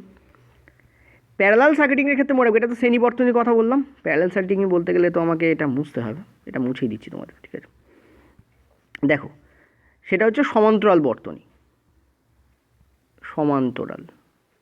সমান্তরাল বর্তনীকে আমরা কি বলি, প্যারালাল সার্কিটিং বলি, প্যারালাল সার্কিটিং বলি। সমান্তরাল বর্তনী বা প্যারালাল সার্কিটিংয়ের ক্ষেত্রে মনে রাখবে ঠিক এর উল্টোটা হয়, অর্থাৎ ভি এক হয়, সমান হয়, প্রত্যেকটায় ভি হবে সমান, কিন্তু আই হয়ে যাবে আলাদা। যদি কেউ না বুঝতে পারো এখন জাস্ট মনে রাখো, কারণ সত্যি কথা বলতে এখন আর বুঝে তারপর তুমি রিভাইজ করবে এমন টাইমটা একটু কমই আছে, যদিও রিভিশন দেওয়ার জন্য টাইম প্রচুর আছে, কিন্তু নতুন যারা শুরু করছো তাদের জন্য প্রবলেম হবে। আমি এটাকে একবার রিপিট করে দিচ্ছি যারা এখনও বুঝতে পারেনি তাদের জন্য। তিনটে রেজিস্ট্যান্স ধরো সাপোজ আছে, এখানে কয়েকটা বলেছে আমি তিনটে নিয়ে নিয়েছি, R1 R2 R3। আর কেন, রোধককে আর বলে রিপ্রেজেন্ট করা হয়, রেজিস্ট্যান্স। তো এদের মধ্য দিয়ে যখন তুমি তাকে শ্রেণী বর্তনীতে এদেরকে যোগ করছো, কী করছো, শ্রেণী বর্তনীতে যখন যোগ করছো তখন এদের মধ্য দিয়ে যে কারেন্ট যাবে সেটা তিনটেতেই সমান সমান যাবে, কিন্তু তিনটের যে বিভব দাঁড়াবে সেটা কিন্তু সমান সমান নয়, আলাদা আলাদা দাঁড়াবে। এই তিনটে কিন্তু আলাদা আলাদা হবে, ঠিক আছে, আমি ইকুয়াল টু দিয়ে দেখো কেটেও দিচ্ছি, এই তিনটে কী হবে তোমাদের আলাদা আলাদা হবে। কিন্তু যখন তোমরা সেটাই সমান্তরাল বর্তনী বা প্যারালালে লাগাবে তখন কিন্তু ভি সমান হবে, মানে এদের বিভব সমান হয়ে যাবে, প্রত্যেকটা সমান সমান বিভব যাবে, কিন্তু এদের মধ্যে দিয়ে প্রবাহিত কারেন্ট কিন্তু আলাদা আলাদা হয়ে যাবে। কী হবে, আলাদা আলাদা হবে। ক্লিয়ার হয়েছে? মানে এইটার নীলে আমি যা লিখেছি তার ঠিক উল্টোটা আছে এই সবুজে যা লেখা আছে তাতে। ক্লিয়ার? চলো নেক্সট পরের প্রশ্নে। পরের প্রশ্ন 1204 দাগের প্রশ্ন, চিত্রে ড্যাশের প্রবাহ ঘড়ির কাঁটার বিপরীতে।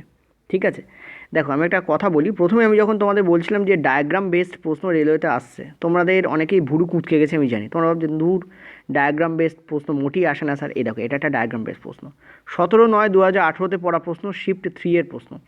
তো এখনও যদি আমার সঙ্গে তোমার তর্ক করো এবং যদি ভাবো যে না আমরা তর্কে জিতে যাচ্ছি মানে ইয়েস এরকমই প্রশ্ন পড়বে বা আমার মনকে আমি বুঝিয়ে দিচ্ছি মানে, তেমনটা কিন্তু নয়। সো ডায়াগ্রাম বেস প্রশ্ন কিন্তু পড়ে এবং এটা খুব ভালো লেভেলের প্রশ্ন। এখানে তোমাদের বলছে চিত্রে ড্যাশের প্রবাহ ঘড়ির কাঁটার বিপরীতে। দেখো এই হচ্ছে ঘড়ির কাঁটার বিপরীত, ঠিক আছে, মানে এইটা হচ্ছে ঘড়ির কাঁটার দিকে মানে ক্লকওয়াইজ, এটা হচ্ছে ঘড়ির কাঁটার দিকে যেটা আমি এঁকেছি, এটা হচ্ছে ঘড়ির কাঁটার দিকে, ঠিক আছে, ক্লকওয়াইজ ডিরেকশন, ঠিক আছে, CW বলে লিখছি ক্লকওয়াইজ, ঠিক আছে। আর এইটা হচ্ছে ঘড়ির কাঁটার বিপরীতে অ্যান্টি ক্লকওয়াইজ, ACW বলে লিখছি, ঠিক আছে। এবার তোমরা জানো যে এখানে আই লেখা আছে, আই মানে হচ্ছে কারেন্ট, আমরা সবাই জানি, এবং আয়ের ফ্লো আমরা দেখতে পাচ্ছি ঘড়ির কাঁটার দিকে হচ্ছে। দেখো এই যে আয়ের যে ফ্লো সেটা আমরা কি দেখতে পাচ্ছি, আয়ের যে ফ্লো হচ্ছে সেটা কী হচ্ছে ঘড়ির কাঁটার দিকে, এই যে ক্লকওয়াইজ হচ্ছে। তাহলে অ্যান্টি ক্লকওয়াইজ কী হবে, আমরা জানি যে কারেন্টের উল্টো দিকে ইলেকট্রন বয়, ইলেকট্রন প্রবাহিত হয় কারেন্ট যেদিকে যায় তার উল্টো দিকে, ঠিক আছে। অ্যান্সার আমাদের কী হবে এখানে, ইলেকট্রনের প্রবাহ। This is the correct answer here. Clear হলো? তা দেখো কতটা কনসেপচুয়াল না হলে তুমি প্রশ্নটা করতেই পারবে না, জাস্ট দেখে অ্যান্সার করার মতো প্রশ্ন কিন্তু এটা নয়। আচ্ছা এটা কি, এটা হচ্ছে অ্যামেচার, ঠিক আছে। যাই হোক চলো আমরা নেক্সট যাব পরের প্রশ্ন। এটা হচ্ছে আমাদের সুইচ, এটা হচ্ছে আমাদের অ্যামেচার, এটা হচ্ছে বাল্ব। ক্লিয়ার হলো? চলো নেক্সট পরের প্রশ্ন।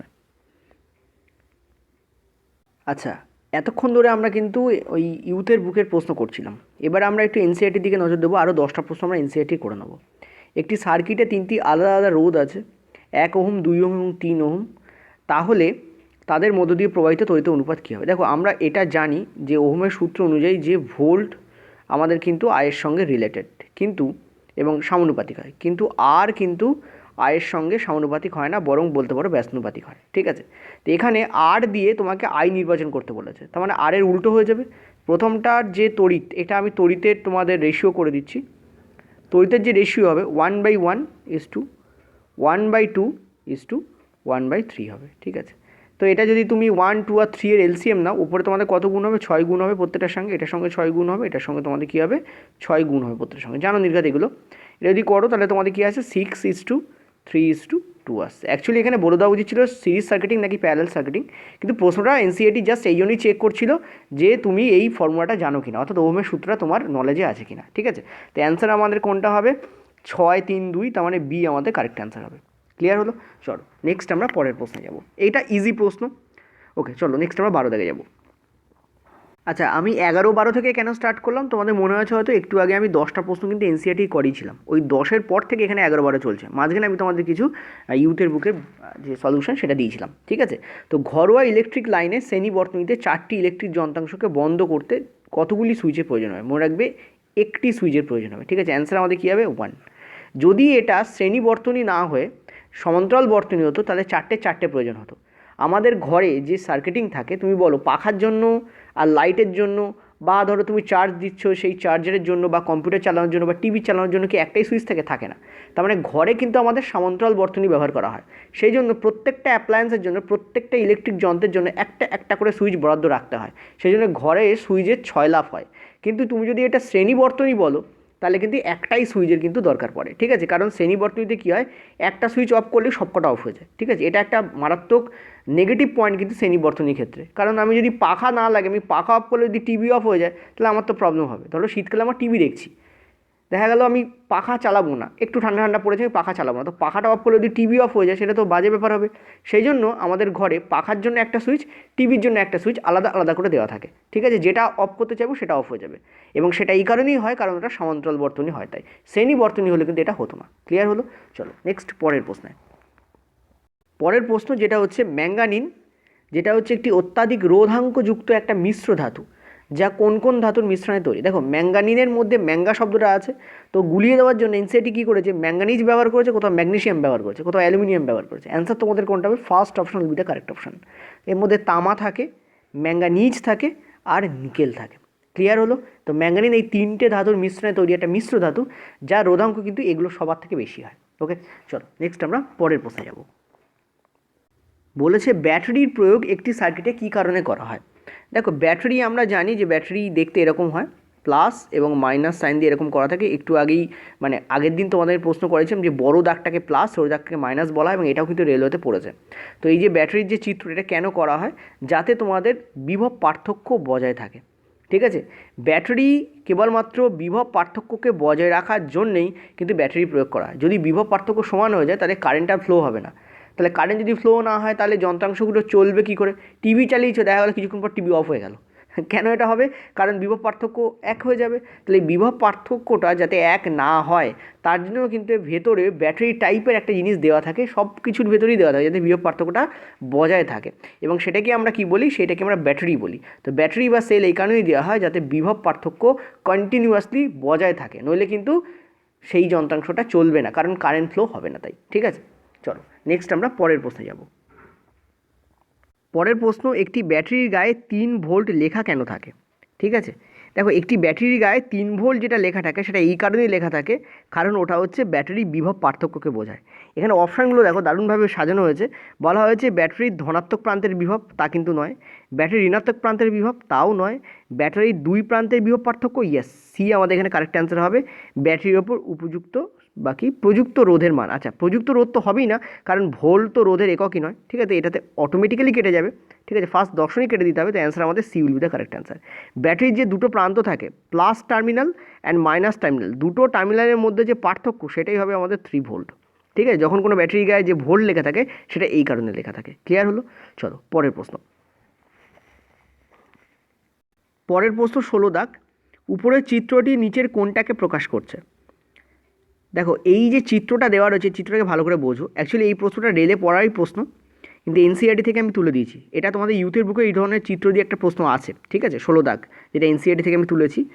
দেখো যদি এই দেখো আমি বলে দিই, এই যে ছোটো ছোটো যে দাগগুলো দেওয়া রয়েছে, যেগুলো টিক দেওয়া এবং ডিফারেন্ট দিকে দেখতে পাচ্ছ টিক দেওয়া রয়েছে, এদের ডিরেকশন বোঝাচ্ছে, মানে এটা এদিকে ছিটকে যাচ্ছে, এটা এদিকে, এটা এদিকে, এটা ওদিকে, এটা এদিকে, এটা ওদিকে, অর্থাৎ ডিফারেন্ট দিকে ছিটকে যাচ্ছে। এরা হচ্ছে ইলেকট্রন। এই যে ছোটো ছোটো যেগুলো না, এগুলো হচ্ছে কি, এটা হচ্ছে ইলেকট্রন, এগুলো সবই হচ্ছে কি ইলেকট্রন। এই ইলেকট্রনগুলো দেখতে পাচ্ছ, এদের ডিরেকশন ঠিক নেই, এরা এলো পাথারি বিভিন্ন দিকে ছিটকে যাচ্ছে। এটা এই কারণেই হচ্ছে, কারণ এটা একটা তার তো বটে, এটা একটা পরিবাহিত বটে, কিন্তু এতে কোনো ব্যাটারির যোগ নেই। ল্যান্সার আমাদের কী হবে, ব্যাটারির সঙ্গে সংযুক্তহীন একটি ধাতব তার, ওটা এখানে কেটে যাবে, সংযুক্তহীন ধাতব তার, ঠিক আছে, অর্থাৎ ব্যাটারির সঙ্গে কানেক্টেড নয় এমন ধাতব তার, তাহলে বি আমাদের অ্যান্সার হবে। যদি এই তারটাকে তুমি ব্যাটারির সঙ্গে যুক্ত করে দাও না, সাপোজ ধর এটাকে তুমি কী করেছো, একটা ব্যাটারির সঙ্গে কানেকশান করিয়ে দিয়েছো, তো তাহলে কী হবে, এই যে ডিফারেন্ট দিকে এর যে এই যে দেখতে পাচ্ছ, এটা এইদিকে, এটা ওদিকে, এটা এদিকে ছিটকে যাচ্ছে, সেগুলো সব ফ্লো তোমাদের একদম সেম টু সেম একটা দিকে হয়ে যাবে। এবং কোন দিকে হবে দেখো, এগুলো সব ইলেকট্রন, এবং ইলেকট্রন নেগেটিভ তড়িৎধর্মী হয়, তো নেগেটিভ টার্মিনাল থেকে পজিটিভ টার্মিনাল দিকে যাবে। ইলেকট্রন অলওয়েজ মনে রাখবে, ইলেকট্রন কিন্তু সর্বদা, যেহেতু নিজে নেগেটিভ ও পজিটিভের দিকে ছোটে, ইলেকট্রন কী হবে, নেগেটিভ থেকে পজিটিভ টার্মিনাল দিকে কিন্তু চলে যাবে। এবং একটাই মানে প্রত্যেকটা এরকম এলোপাথারি দিক নির্দেশ হবে না, একটাই দিকে ওরা কিন্তু যাবে, সব কিন্তু একটাই দিকে যাবে, সব কটা ইলেকট্রন কী হবে, একটাই দিকে যেতে থাকবে, ঠিক আছে। যদি এরকম পিকচার দেওয়া থাকে তো মনে রাখবে, তখন কিন্তু সেটা ব্যাটারি সংযুক্ত একটি ধাতব তার হবে। যদি এরকম চিত্র দেওয়া থাকে মাইনাস প্লাস, এবং দেখতে পাচ্ছ এরকম গোল গোল দিয়ে একই দিকে ডিরেকশন দেওয়া রয়েছে, এটা পড়েছে মানে এটাও পড়তে পারে, ঠিক আছে, রেলওয়ে গ্রুপ ডিতে, তো এরকম যদি চিত্র দেওয়া থাকে সেটাতে বুঝবে সেটা ব্যাটারির সঙ্গে যুক্ত ধাতব তার, কারণ তার ডিরেকশন একই দিকে আছে। নইলে কি হয়, তারা এলোপাথারি বিভিন্ন দিকে ছুটতে থাকে, ঠিক আছে। ওকে, চলো নেক্সট 17 দাগে। 17 দাগ, 6.8 ভোল্ট, ভোল্টের একটা সার্কিট, এটা এর কথাটা যোগ করে দেওয়া উচিত। ভোল্টের একটা সার্কিট যদি 0.4 অ্যাম্পিয়ার তড়িৎ টানে, তাহলে ওই সার্কিটের রোধের পরিমাণ কত? ওহমের সূত্র আইআর, ঠিক আছে। তো ভি এর ভ্যালু আমাদের কত বলেছে, 6.8, আয়ের ভ্যালু কত বলেছে, 0.4, তোমাকে রোধ বার করতে বলেছে। এই শূন্য মানে এই পয়েন্ট উঠে গেল, এটা কাটলো, মানে 17। তো 17 ohm will be the correct answer. আমার সলিউশন দেখে যারা ভাবছো ভেরি ইজি, তারা কিন্তু অনেকটা বিছানায় শুয়ে সাঁতার কাটার মতো করছো, ঠিক আছে। এটা আমার একজন টিচার আমাকে বলতেন, যে তুমি যখনই ভাববে প্রশ্ন সলভ না করেই যে সেটা ইজি মনে মনে ভেবে, তখন মনে রাখবে তুমি পুকুরে না, বিছানায় শুয়ে সাঁতার কাটছো। তো পুকুরে সাঁতার কাটাটা যতটা টাফ বুঝতেই পারছো, আশা করি দুটোর মধ্যে ডিফারেন্স, তোমরা সবাই যথেষ্ট ইন্টেলিজেন্ট বালক বালিকা। যাই হোক, তো অ্যান্সার আমাদের কী হবে, 17 এখানে কারেক্ট অ্যান্সার, ঠিক আছে। চলো নেক্সট পরের প্রশ্ন। পরের প্রশ্ন এনসিইআরটির প্রশ্ন, এবং এই ধরনের প্রশ্ন রেলে পড়েছে। অ্যামিটারের রোধ ড্যাশ হয়, যার ফলে সেটি সম্পূর্ণ ড্যাশ মাপতে পারে। দেখো অ্যামিটার কী মাপার জন্য ব্যবহার করা হয়, অ্যামিটারকে ব্যবহার করা হয় তড়িৎ প্রবাহ মাপার জন্য, তড়িৎ প্রবাহ মাপার জন্য। তুমি ভালো করে দেখো, তড়িৎ প্রবাহ যখন ফ্লো হবে তখন রোধ তার কী হতে হবে, কম হতে হবে। তার মানে এখানে দুটো জিনিস হচ্ছে, এক রোধ কম এবং তড়িৎ প্রবাহ, তবেই সে পুরোটা মাপতে পারবে। যদি রোধ বেশি হয় তো তড়িৎ প্রবাহ তো যাবেই না। তার মানে অ্যামিটারকে যদি সম্পূর্ণ তড়িৎ প্রবাহ মাপতে হয়, তাহলে রোধকে কম হতে হবে, এবং সে মাপবে কি, তড়িৎ প্রবাহ মাপবে। তাহলে অ্যান্সার আমাদের কোনটা হবে, কম এবং এটা নয়, কম এবং তড়িৎ প্রবাহ। আচ্ছা লাস্টেরটা, এই যে ডি, আমি ওটা কম বলে মাপতে যাচ্ছিলাম। দেখো একটা জিনিস বলি, এরকম ধরনের কিন্তু রেলওয়েতে কী হয়, কনফিউজিং তোমাদের অ্যান্সার কী দেওয়া থাকে, বা বলতে পারো অপশান দেওয়া থাকে। তো দেখতে পাচ্ছিলাম আমি কম বলি এটাকে ক্লিক করতে যাচ্ছিলাম, পরীক্ষার সময় কিন্তু এই সমস্ত ভুল হয়। লাস্টেরটা কিন্তু কারেক্ট অপশন হবে। ক্লিয়ার হলো? চলো নেক্সট পরের প্রশ্ন। 19 দাগ দেখো, তোমাদের বলেছে 18 volt equal to dash ohm সাথে কি গুণ হবে, গুণ হবে নাকি ভাগ হবে। দেখো 18 তো অনেকভাবে করা যায়, 36 ভাগ 2 করলেও আমি 18 পেয়ে যাব। এখন 36, দেখো অপশান আমার দুটো আছে, 36 ভাগ 2 হবে নাকি 9 ইন্টু 2 হবে, কোনটা করলে আমার 18 আসবে, দুটো করলেই তো 18 আসবে। মনে রাখবে আমাদের ওহমের যে সূত্র সেটা কি বলে, সেটা বলে V equal to I into R, এই আমাদের বলে ভি ইকুয়াল টু কী বলে, আই ইন্টু আর, ঠিক আছে। যেহেতু V equal to I into R বলে, তার মানে ভোল্ট যদি নির্ণয় করতে হয়, তাহলে তড়িৎ প্রবাহের সাথে আরকে আমাকে কী করতে হবে, ইন্টু করতে হবে। তড়িৎ প্রবাহকে এ দিয়ে রিপ্রেজেন্ট করা হয়, আর এখানে আরকে ওহম দিয়ে রিপ্রেজেন্ট করানো হয়েছে, ঠিক আছে। তার মানে এ ইন্টু হবে, তার মানে দেখো 2 আছে, তার মানে এখানে কী বসবে, এখানে 9ই হবে। 9 ইন্টু 2 করলে এখানে আবার ইন্টু হবে, কারণ এখানে ইন্টু না ভাগ দুটোই দেওয়া আছে, দেখতে হচ্ছে 9 ইন্টু, তার মানে ফার্স্ট অপশন বলতে কারেক্ট অপশন, ঠিক আছে। এই দুটোর মধ্যে কনফিউশন হওয়ার ছিল, এইগুলো তো আমাদের অপশানে দাঁড়াবেই না, ঠিক আছে। তার মধ্যে কোনটা হবে? First option is the correct option. এই হচ্ছে এনসিইআরটি। দেখো প্রশ্ন দেখো কত সাধারণ ব্যাপারকে কত ঘুরিয়ে প্রশ্ন দিয়েছে, ঠিক আছে। রেল কিন্তু ঠিক এই ধরনের প্রশ্ন দেয়। চলো নেক্সট আমরা পরের প্রশ্নে যাব। এটা আজকে আমাদের লাস্ট প্রশ্ন, 20 দাগ। অ্যাকচুয়ালি 20 দাগ নয়, টোটাল তোমাদের 40টা প্রশ্ন আজকে দেওয়া হয়েছে। 6 এবং 12 ওহমের দুটি রোধকে সমান্তরাল বর্তনীতে যুক্ত করলে তুল্য রোধ কী হবে? ইজি প্রশ্ন, এনসিইআরটির প্রশ্ন। কী করবো? সমান্তরাল বর্তনীর কথা বলেছে তো 1/6 প্লাস 1/12 করে দেবো, ঠিক আছে। তো এটা 12 আমাদের এলসিএম আসবে, 2 হবে, এখানে আমাদের 1 হবে। তার মানে আমরা দেখতে পাচ্ছি উপরে থাকবে 3, নিয়ে থাকবে 12। তার মানে কাটাকুটি করলে আমরা আসছি কিছু 1/4 আসছি। 1/4কে আবার উল্টো করে দেবো, আমরা পেয়ে যাব 4 ওহম, ঠিক আছে। তো this is the correct answer here. 4 ohm কোথায় আছে? এই যে, এটা আমাদের কারেক্ট অ্যান্সার। ক্লিয়ার?